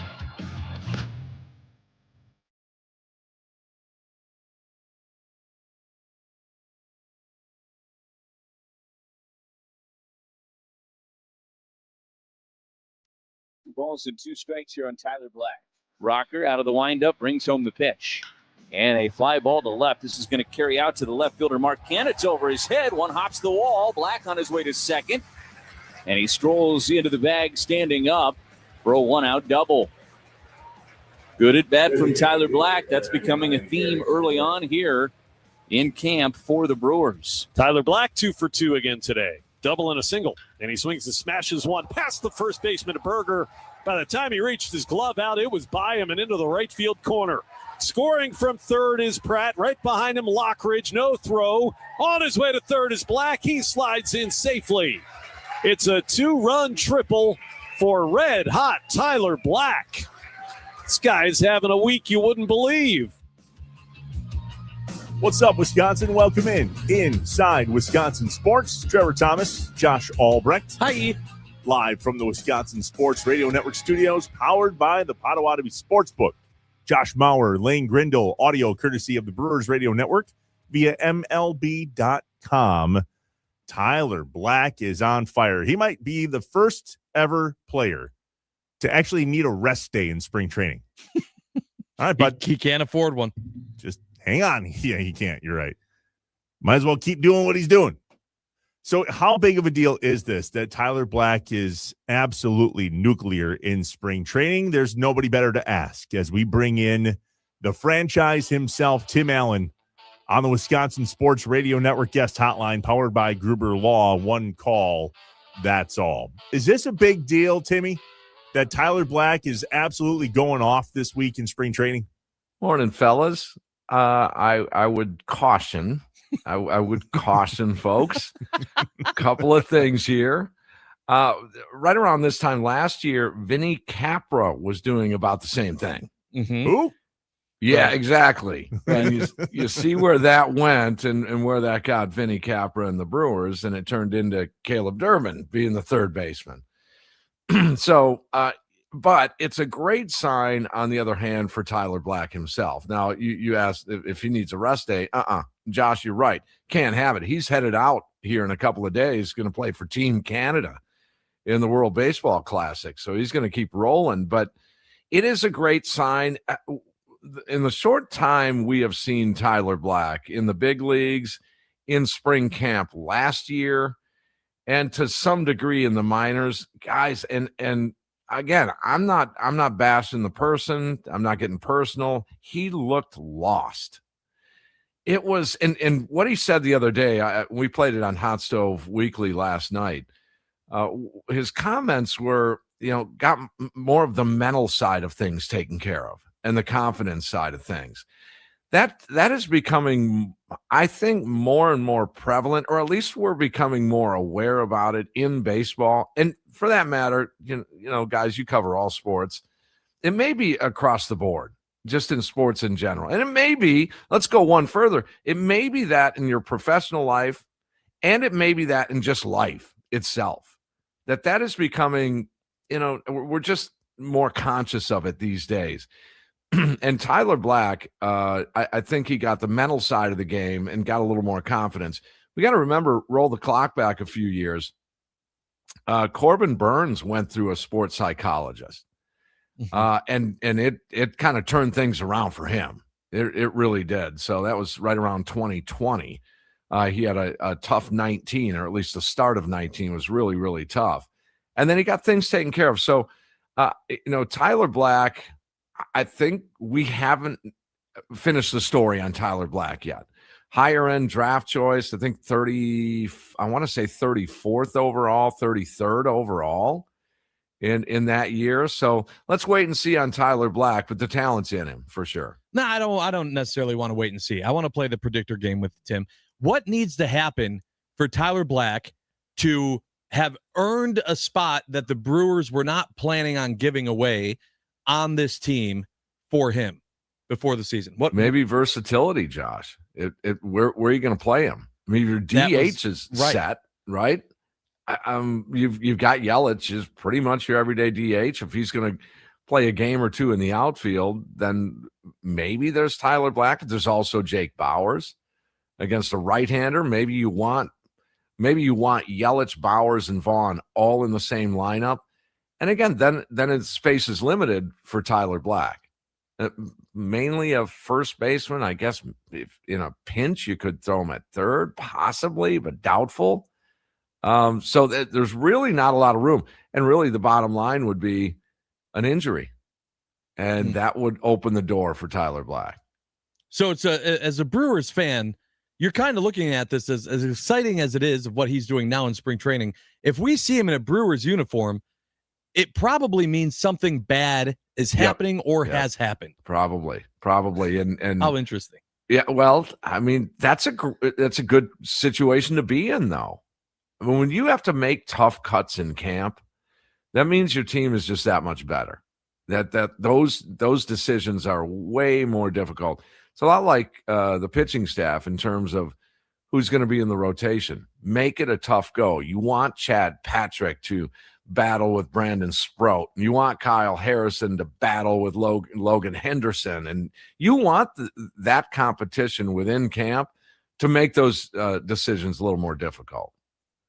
Tim Allen joining us on Inside Wisconsin Sports. How about that? Hey, dude, great spring. Tyler, amazing. Anyway, have a great year in Nashville. We will see you down the road. Pretty much, yes. You have a great time. But you know what, Trevor? A lot of people say that the Brewers don't trade away prospects or anything like that. Would he be one of those candidates? I guess it's possible. I mean, they traded away a pretty high-end prospect to get Quinn Priester. It's quite possible that just to add that to this conversation, that he might be a trade candidate. He could be. Well, keep up the good work then, Ty. We appreciate you. Yep. All right, so we got to talk about this. You're off to Arizona. Yay, congratulations. It's going to be great. That's tough. What's the plan, man? What are you going to be doing in Arizona all of next week? I know you and Tommy every night from 5 to 7, you're doing the Hot Stove Daily instead of the Hot Stove Weekly. Yes. Spring training live shows all next week, starting Monday, 5 to 7. So you get 2 hours of just everything Brewers. I made that promise many, many years ago. Just everything Brewers. It didn't matter to me whether that was, on the field or in the dugout or in the clubhouse or in the stands or a promotion or a bobblehead or a shirt giveaway, ball day, bat, helmet day, anything Brewers. Hank the dog. Remember that? That was the big story for a couple of years there. Everything Brewers, we're going to bring it to you. We're going to do our best to delve into what's going on with Brewers baseball starting on Monday. Now, I usually have a theme each and every year that I will, test camp with and have a common theme type question to ask most of the players and the coaching staff, if not the general manager or the manager. And this year, I think I'm going to be focused, and I think it's more important this year maybe than in prior years. And that is the win tonight mentality, that this team has to take that approach. Trevor, Josh, they have to. And I hope they don't change that. I hope Murph does not change that approach, because just get through today's game. We'll worry about tomorrow. And I totally get that a manager at some point in every game, and Craig Counsell taught me this, despite wanting to win that game tonight, at some point you do manage for tomorrow, whether that's a few seconds, a few pitches, a few innings, or half the game. You do have to kind of keep that in mind at some point in every game. But what Murph did, and he was asked in May of 2024, and I still remember this, Murph, I mean, you guys, you're burning that bullpen here. It's May. He said he didn't care. We'll worry about that down the road. They can ship in new players, new pitchers, whatever. I'm trying to win a ball game tonight. Maybe that was just more prevalent because that was Murph's first year. But I hope they keep that sentiment, and I want to talk to some of the players about that. I think it's brilliant, and I've been screaming for the longtime listeners of me. You guys know what I'm talking about. I want to win that game tonight, and I don't care about next week, and I don't care about the next, and sometimes to a fault, I'll admit. But you have to. That's the only way the Brewers can survive, is to just laser focus on tonight's game. If it converts into an 8-1 game and it's the 8th inning, are you going to go ahead and use your closer? Of course not. That's what I was talking about. You do manage for the next day at some point. But that win tonight mentality, I hope it's not gone, guys. Well, yeah, I would agree. What were some of the themes from, like, what was your theme last year? Just trying to say, or the year before. Do you remember? Did you say a theme just now? I may have missed it. Did you say a theme? Yeah, this win tonight. Yeah, win tonight. The theme. Okay, got it. Yeah, and I want to just make sure that that's solidified. And sure, you know, every year is different. Every team is different. So you have a different identity for the most part. Now you have a ton of foundational players on this roster. You really do. But again, you go back to how they would ring the bell. Remember the home run bell? Oh, sure. Yeah. Yep. I think Quentin Berry brought that in-house. They had the monster-themed glove, I guess. They had the cheese head or the cheese hat or whatever. I love that stuff. I miss that stuff.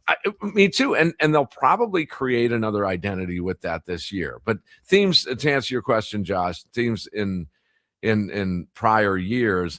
Last year, I know I went at these guys with their thoughts on their manager, Pat Murphy. And that was, I noticed one common theme out of all of them. And they all agreed with me.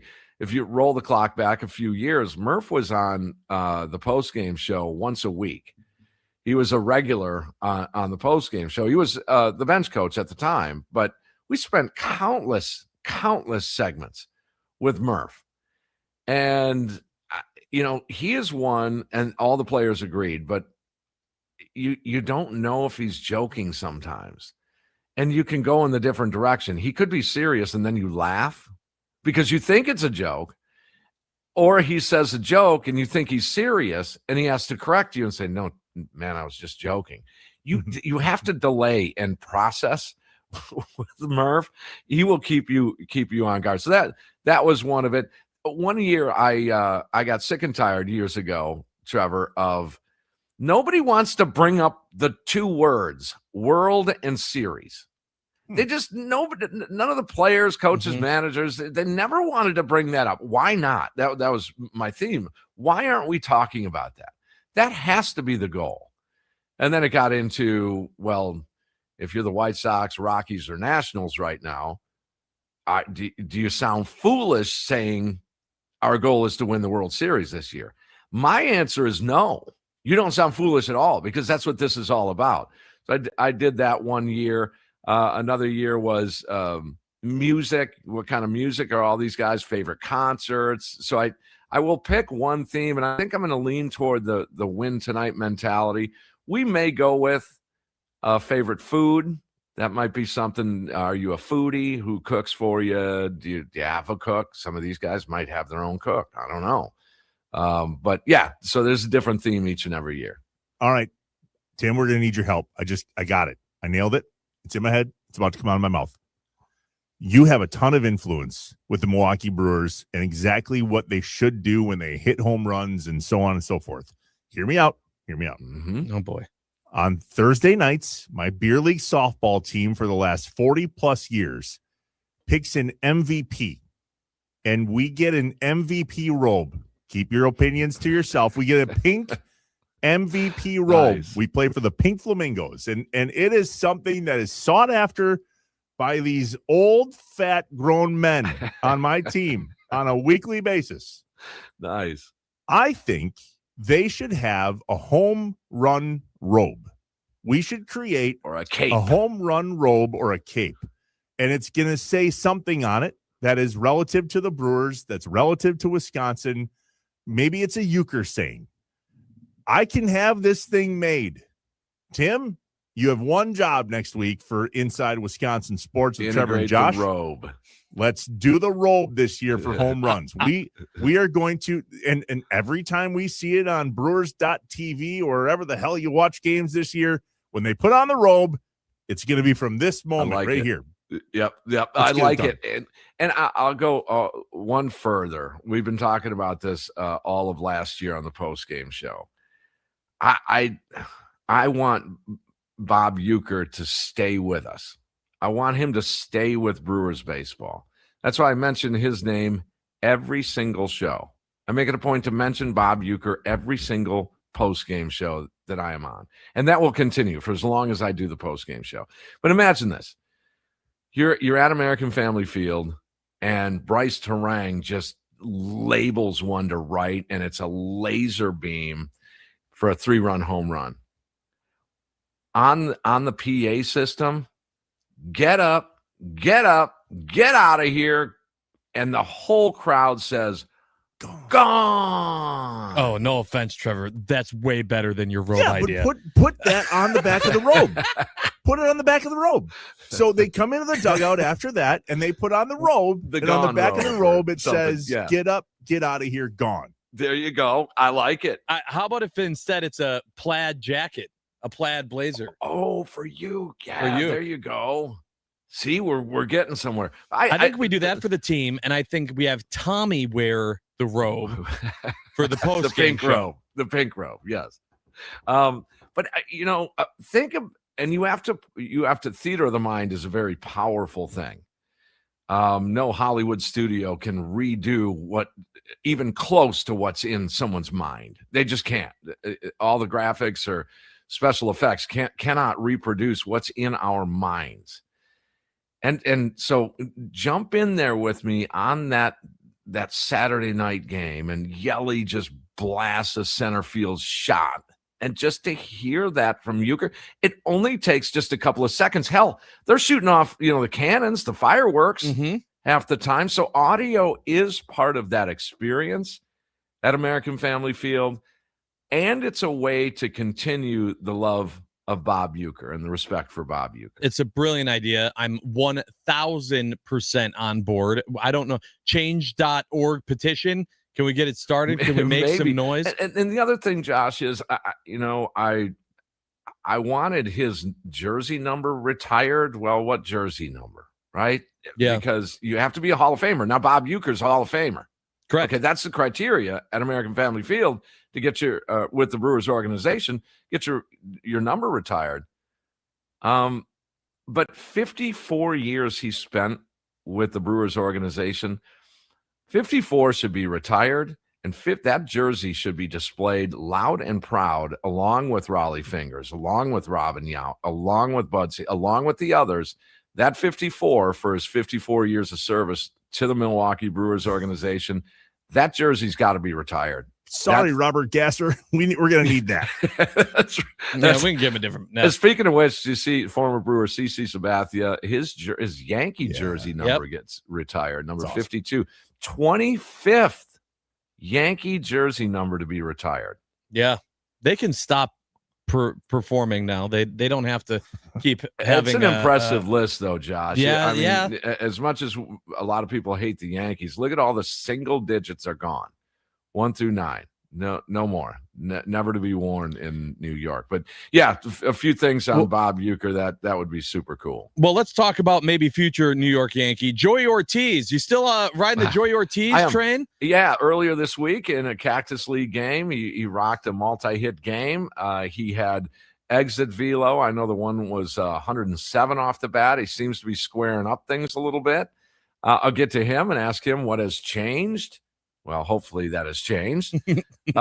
We've set a bar, I think, for Joey Ortiz and his batting average. I'll just round robin real quick. Josh, what do you think is an acceptable batting average considering his defense, which is stellar?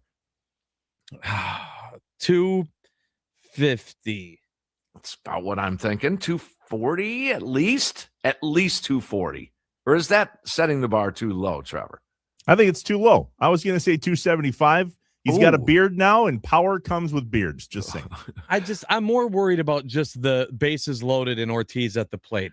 For me, you can bat 240, but in clutch situations where you can get some ribbies, that's when I need him to earn those points to the batting average. You know what sucks about that, though? If he comes out of the gate this year and starts batting 260, 270, even 250, he goes from phenomenal to unaffordable. Well, in a few years, if that continues, yeah. Right. That's what I said, future New York Yankees. Yep. Ortiz. Okay. Right. Well, just to put everything into context here, over the years, I've talked to obviously a lot of players and coaches and managers. and there's certain managers that will downplay the clutch DNA. And they will say, well, it really is about putting a good swing on the pitch. They cover it that way. But it's really, really competing in there. And what happens because over the long haul, you're going to get your hits and you're not. Put this into the equation here. Just for example, Freddie Freeman. You want to know what this cat bats with runners in scoring position, which I would think would rank as a clutch DNA situation, right? Runners in scoring position. 332 for a career. Think about that. Oh, there's something in big moments. You want to look at Ryan Braun in big moments? Now, again, that may not be a great example because of extenuating circumstances. Sure. Apparently not a Hall of Famer. Nope. No. But for Joey Ortiz to be, where have we come to the point where even I'm saying, 245? I mean, we'll take that. When we were collecting our baseball cards in the 70s, 80s, and 90s, Trevor, I mean, we looked at the back of the card and said, wow, he only hit 271 last year. Right. How crazy is that? That is nuts. The 82 Brewers team had like 7 guys that had over 300 averages on that World Series team. Almost the whole infield. I think Jimmy Gantner missed it by a point or two. Crazy. And Cooper, Molitor, Yount, everybody on that infield hit 300 or better. It's wild. All right, as we let you go, Timmy, last question. You talked about the theater of the mind. After we get back from break, Josh and I are going to give our top 5 sports sounds, the sounds that are recognizable and unforgettable in sports. What is your favorite sports sound? Oh, man, sound. That's right up my alley here. I like that. We used it for years in our open billboard for the postgame show. It literally was a highlight. It was the ball coming off of Ryan Braun's bat. Yeah. That sound right there. You can tell. Guys, you can tell by the sound of the bat if that ball is labeled or not. It is something way impressive. I've always gotten a kick out of long-range field goal kickers. Mason Crosby will appreciate this one. That sound of a booming, 58-yard field goal. Just love it. Also, how about somebody, now this is kind of morbid, somebody that gets hit in the stands? Not so much anymore. Not so much anymore. But that crowd noise where they go, oh. You win. That's the winner. Now, I didn't make a lot of friends years ago. There was a pitcher that was, smacked in the face. And at that point, I think it was Bally Sports Wisconsin. They wouldn't re-air the highlight. But obviously, we rewound. And it was one of those quieter games, not a lot of fans there. It wasn't a big situation. But you could hear ball to bat, ball to face, and that sound, again, on my morbid side, I had to listen to it, and then I was a little queasy after that, so I skipped that sound. Oh man, next thing you know, you're going to be able to hear a player's leg break or something. Yeah, all right, seriously, we're out. Gotta go. Timmy, right, you're the guys. best. Thanks, Have Tim. a safe travel to Arizona. We hope to talk to you next week, man. You got it. You will. Thanks. The Wisconsin Sports Radio Network guest hotline, powered by Gruber Law. One call, that's all. What sounds stick out to you in sports? What are the best sounds from the world that is athletics? It's a Top 5 Friday. We'll do that next live from the Wisconsin Sports Radio Network studios, powered by the Potawatomi Sportsbook. This is Inside Wisconsin Sports with Trevor and Josh.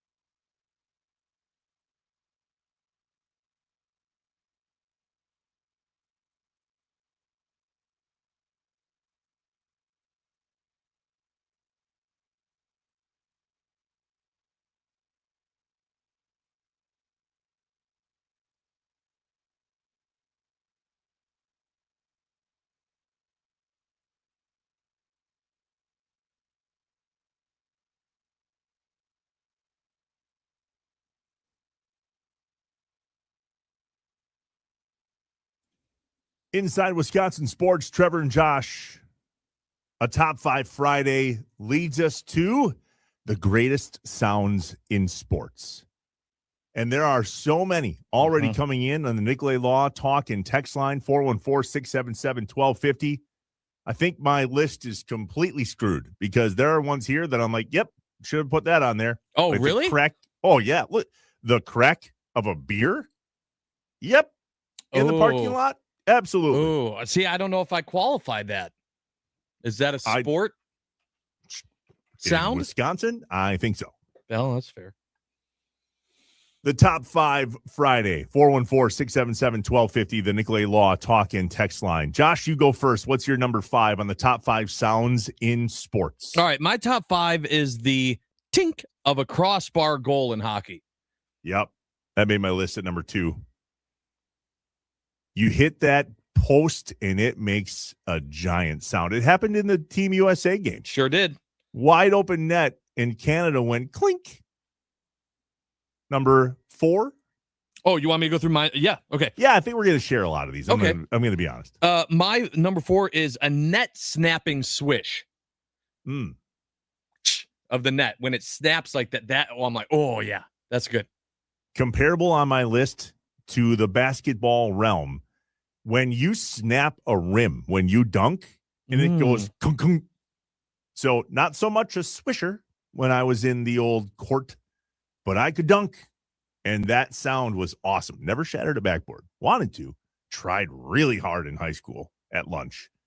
And every day the athletic director looked at me and goes, so help me God if you break that backboard. Yeah. I tried. I actually have that rim, Josh. Did I ever tell you this? I have that rim. I got, when they changed out the rims at my high school. You said, I want it. I got the rim that I dunked on in a game. That's awesome. Awesome. Yeah. You can put it in the cabinet in the garage where the shoes of the Packers used to be. All right. Number 3 on my list is a perfect swing off the tee. And I know that this is a lot of people's might even be their number 1, but just hearing that, just crushed. Somebody else sent that on the Nicolay Law Talk and text line, 414-677-1250. It's that, only it's at 6:30 a.m. on the golf course with dew on the grass and nothing but cool temperatures on a summer day. And otherwise it would be silent to where you hear the echo of the driver because there's no other sounds and it's reverberating off the trees. Perfect. Okay, so what's next, though, unfortunately, is the sound of a golf ball hitting a tree. Hitting the tree, yeah. Kunk, kunk, kunk, kunk, kunk. All right, then if it rolls back into the fairway, that's like the best shot. You're like, yeah, all right, it came back out. Totally planned it. Planned it. Number 2, and I'm very proud of the Nicolay Law fan talk and text line for everyone that's been chiming in with this. A pocket smashing strike in bowling is just beautiful. I'm not talking about a mixer where you hear a bunch of pins hitting each other. Just ball, pins, boom. Just boom. One noise and done. All 10 in the pit. It's a thing of beauty. We share number 1 for sure, but here's one more on my list we didn't mention. It's the doink off the upright. When a kick hits the uprights, even twice, Chicago Bears, it sounds marvelous. And it's loud. It is tongue. It is loud. Yeah. I do have to say the reason why that was an honorable mention on my top 5 was because it's not a good, it's not a positive sound, right? It's a, if that happened, it means more than likely the kick was missed. It's attention grabbing, but I was like, oh, it's not like if my kicker does that, usually I'm upset now after hearing that noise. So that's why I didn't make the top 5. Number 1. We share this one. Absolutely is the cracking of a amazing home run bat. Oh, now I will give you extra credit if you can tell me whose swing that is. You have a guess? Well, you told me, so I don't have a guess. But Nicolay Law Talk and text line, do you have a guess? 414-677-1250. The reason why I bring it up is because we just got done talking to Tim Allen, who said his was a Ryan Braun home run. You could just tell. For me, it was the guy that came after him. Following this one, you won't want to miss it. Fielder gets into one. My goodness. He will watch this one fly way out of here. Enjoyed every bit of it, too. Fielder. You sure did. I absolutely loved watching Prince Fielder bat for a bunch of reasons. First of all, because if the game was muted and you were just watching him take that swing, you knew before the camera panned to the ball, you knew when it was gone.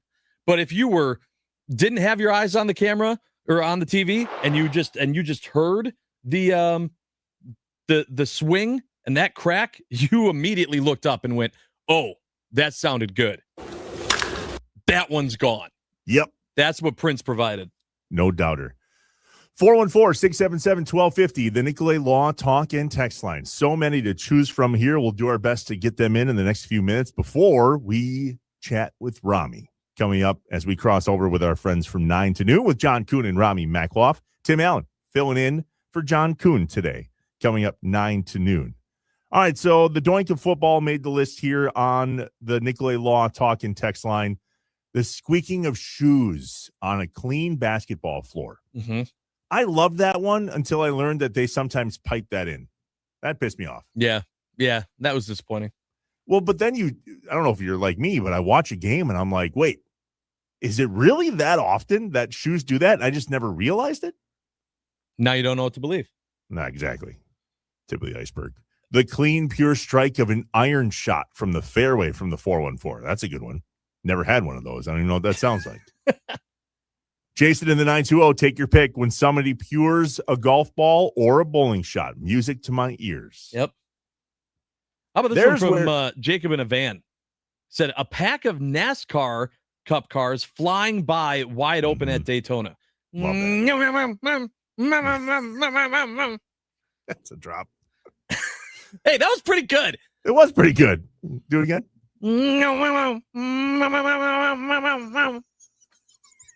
That sounds so ridiculous. That's what it sounds like. That's what it sounds like. Come on. Wait, we got it. All right. Well, hold on, Josh. You're gonna make the noise of the rest of these. All right. 414 says, just like the franchise said, the crack of a bat when a ball is blistered. Also the sound of bear hip. You just did it. You just did that. Yeah. Bear hip. Ice cold bear hip. Oh. All right. Did you ever get to meet the Iceman, by the way? I don't know if you said the beer vendor at American Family Field, the Iceman that would be in the stands, and he got a bobblehead of him, but when people would call for it, he would say, "Are you wearing your gloves? 'Cause it's ice cold." Oh, loved him. That was a call. Katie from Luxembourg says, maybe I'm a bit partial because I love college basketball, but I love the sound of a clean, nothing but net swoosh. Hashtag GB Phoenix. The 262, one of my favorite. Wait a minute, Josh. Swish. Oh. You put me on the spot. That's what I'm going to give you. Do it again. Yeah, wait, you sound like it's like it makes noise. Okay, you know Josh, you do them, and then I'm going to judge you harshly. I am going to judge. What are you, exactly the NFLPA? One of my favorite sounds is the bowling ball destroying the pocket. That one you're used to, Josh. Yeah, I wish I could make that noise. Imagine that being your alarm clock. Oh, that'd be a great alarm clock. Imagine the NASCAR one being. A lot of people on the bowling kick here. Apparently Tommy's up. The 414, in quotes, says Jake Bauer's bat in the playoffs. Morning, Tommy. Hope you're well. Yep. Steve from Kiel with his own top 5. Number 5, a crowd reaction to any missed shot. Oh, number 4, beer here. 3, driver and golf ball. 2, the bat. And number 1, anything Masters. I actually put that in our notes, Josh. I wonder if we can come up with the best sounds that sports don't make, yet the announcers do.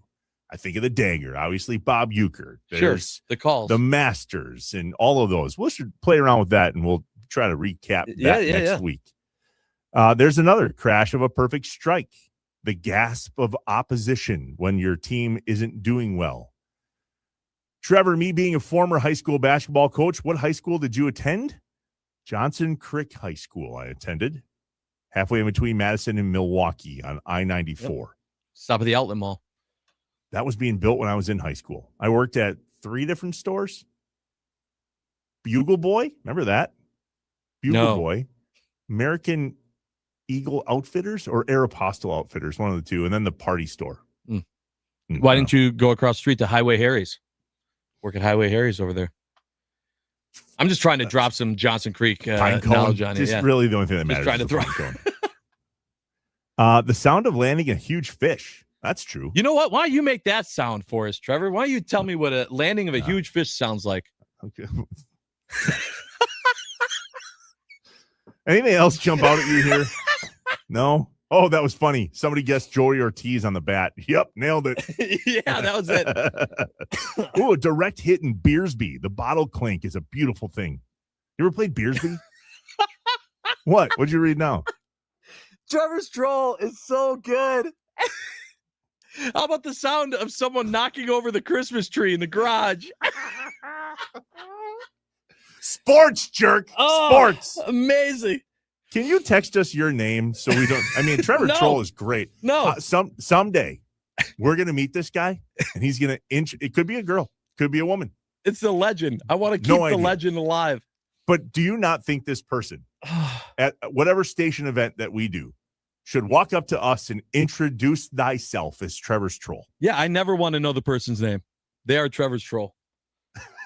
The 920 just said Johnson Creek School District looks like a wastewater treatment plant. Look at it from Google Maps. You're not wrong. It's the one of the only, if not the only, dome schools. Look it up. It's actually really cool. I think there's 5 domes now. Very interesting build.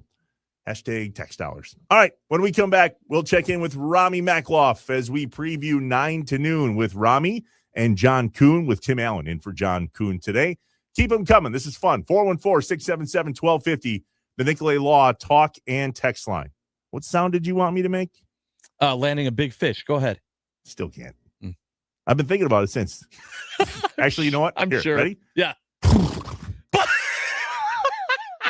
It's water. It's a lot of water. Big fish.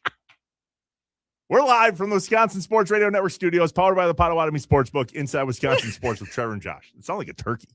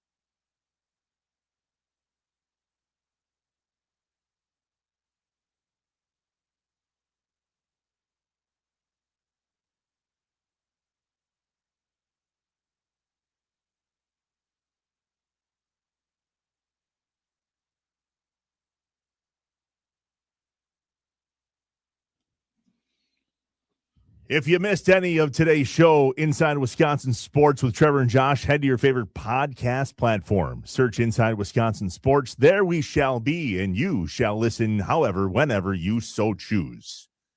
Recapping some of the best sounds in sports as Rami Makloff joins us from 9 to noon with John Kuhn and Rami Makloff. There's a few more here, Rami. Maybe this is on your list, maybe not, but Katie in Luxembourg talks about how there is something to be said about a particular curse word after a golf shot. It reminds me of that video. We're playing a game of whack here. Yep. Whack. Yeah. Pretty much. And that's the You've sound never that seen gets that, Rami? said No, a I don't know lot. what you're talking about. I have no idea what you're talking about. Well, for anybody else that doesn't know, that was the dumbest thing we've said out loud ever. Okay. But now go look it up.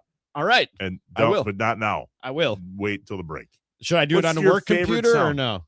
Yeah, that's Okay. fine. All right. Jeez, if you Yeah, guys just be logged in under Tommy and you'll be fine. it really will that get blocked down there? No, I will. Rami, what is it? Somebody has to have said this already. I can't be the only one. The crack of a bat. Yeah, it's number one. That's number Oh one. my god! I honestly, Specifically guys. Prince Fielder. Oh, yeah. oh, give it to me again. Oh, man! And let me tell you, you'll never get that. That was a game in the against the Marlins in Florida. That's why it was so pure, because there was no one in the stands. It doesn't sound that good at AmFam or Miller Park because people are cheering and there's background noise. This could have been BP. No, but that's what I was just gonna say. I have before. I don't remember I don't even remember what teams, what game it was, but there was something. It must have been like an international game, like one of the games in Korea or Japan or something like that. And as like a special feature, like pre-game show, they aired batting practice live with no announcers, no nothing. It was just batting practice, and it was just a crack of the bat over and over again. And it's like there's something, at least for me, very soothing and meditative about it. Like I could legitimately, like, you know how they have like nature sounds to help people go to sleep or meditate, like sounds of the ocean or the breeze blowing or whatever the case. But it could be cracks of the bat for me, and I would go right to sleep. There's something very soothing and relaxing and comforting about it. Go to sleep. I swear, I love it. It's not just my favorite sound in sports. It's one of my favorite sounds, period, just in the world. I love the sound of a crack of a bat. I agree. So Two good. people texted in right in a row, Josh, that said Trevor's Achilles popping. What the hell's that? Yeah. And it was wild because they're from, one was a 920 and one was a 414. And I don't have either of these same time. I don't have either of these numbers in my phone. I have no idea. It's not Trevor's troll. Like, no, but I'll tell you, the burner phones I bought paying off. Did I tell you that literally made a sound though? I was going to ask you, did you actually pop your Achilles and did it make a sound? Yes and yes. Wow. I popped my Achilles 2 summers ago, and yes, it made the guy playing first. I was on my way to first in beer league softball. Hashtag, that's why I retired. An athlete. The guy playing first heard it. Oh, he literally heard it, dude. Oh my! Can you recreate that sound for us? It actually. That's so what it's like a muffled pop. It was a thud. It was a thud. When you do this, the first thing that you think happened to you is that you got shot. Not that I've ever been shot, but anybody that did this before was like, "Oh my god, I thought I got shot." I'm like, "Really? Of all the things, I thought I got shot." Nope, they weren't lying. And then I thought the ball hit me, and then I thought somebody hit me with a bat, and then I thought all within literally a half a second, Rami. Then I was like, "Oh my god, my hamstring is no longer attached to my butt." And then it dawned on me that was my Achilles. Holy crap. Yeah.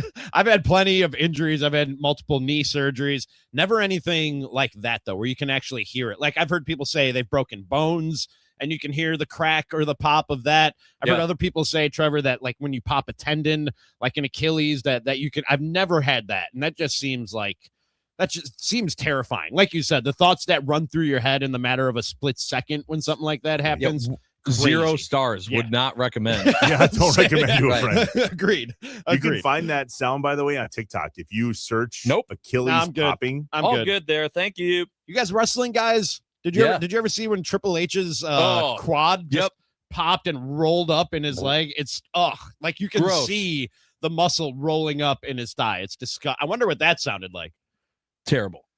Yeah, gross. It's what it sounds like. Yeah. Jeff from Luxembourg, by the way, just said that he too had someone thought he kicked him in the back when he popped his Achilles. That's exactly what goes through your head. Well, have a good weekend. Thanks, guys. This was a pleasant conversation. This was Rami Makloff, Tim Allen, 9 to noon with John Kuhn and Rami Makloff. That's next. Thanks to Richard Ryman and our guy Tim Allen for jumping on the show today. We're live from the Wisconsin Sports Radio Network studios, powered by the Potawatomi Sportsbook. It's Inside Wisconsin Sports with Trevor and Josh. We'll see you Monday. I will be here Monday. Yes, you will. And hopefully all of you will as well, because we're not done yet.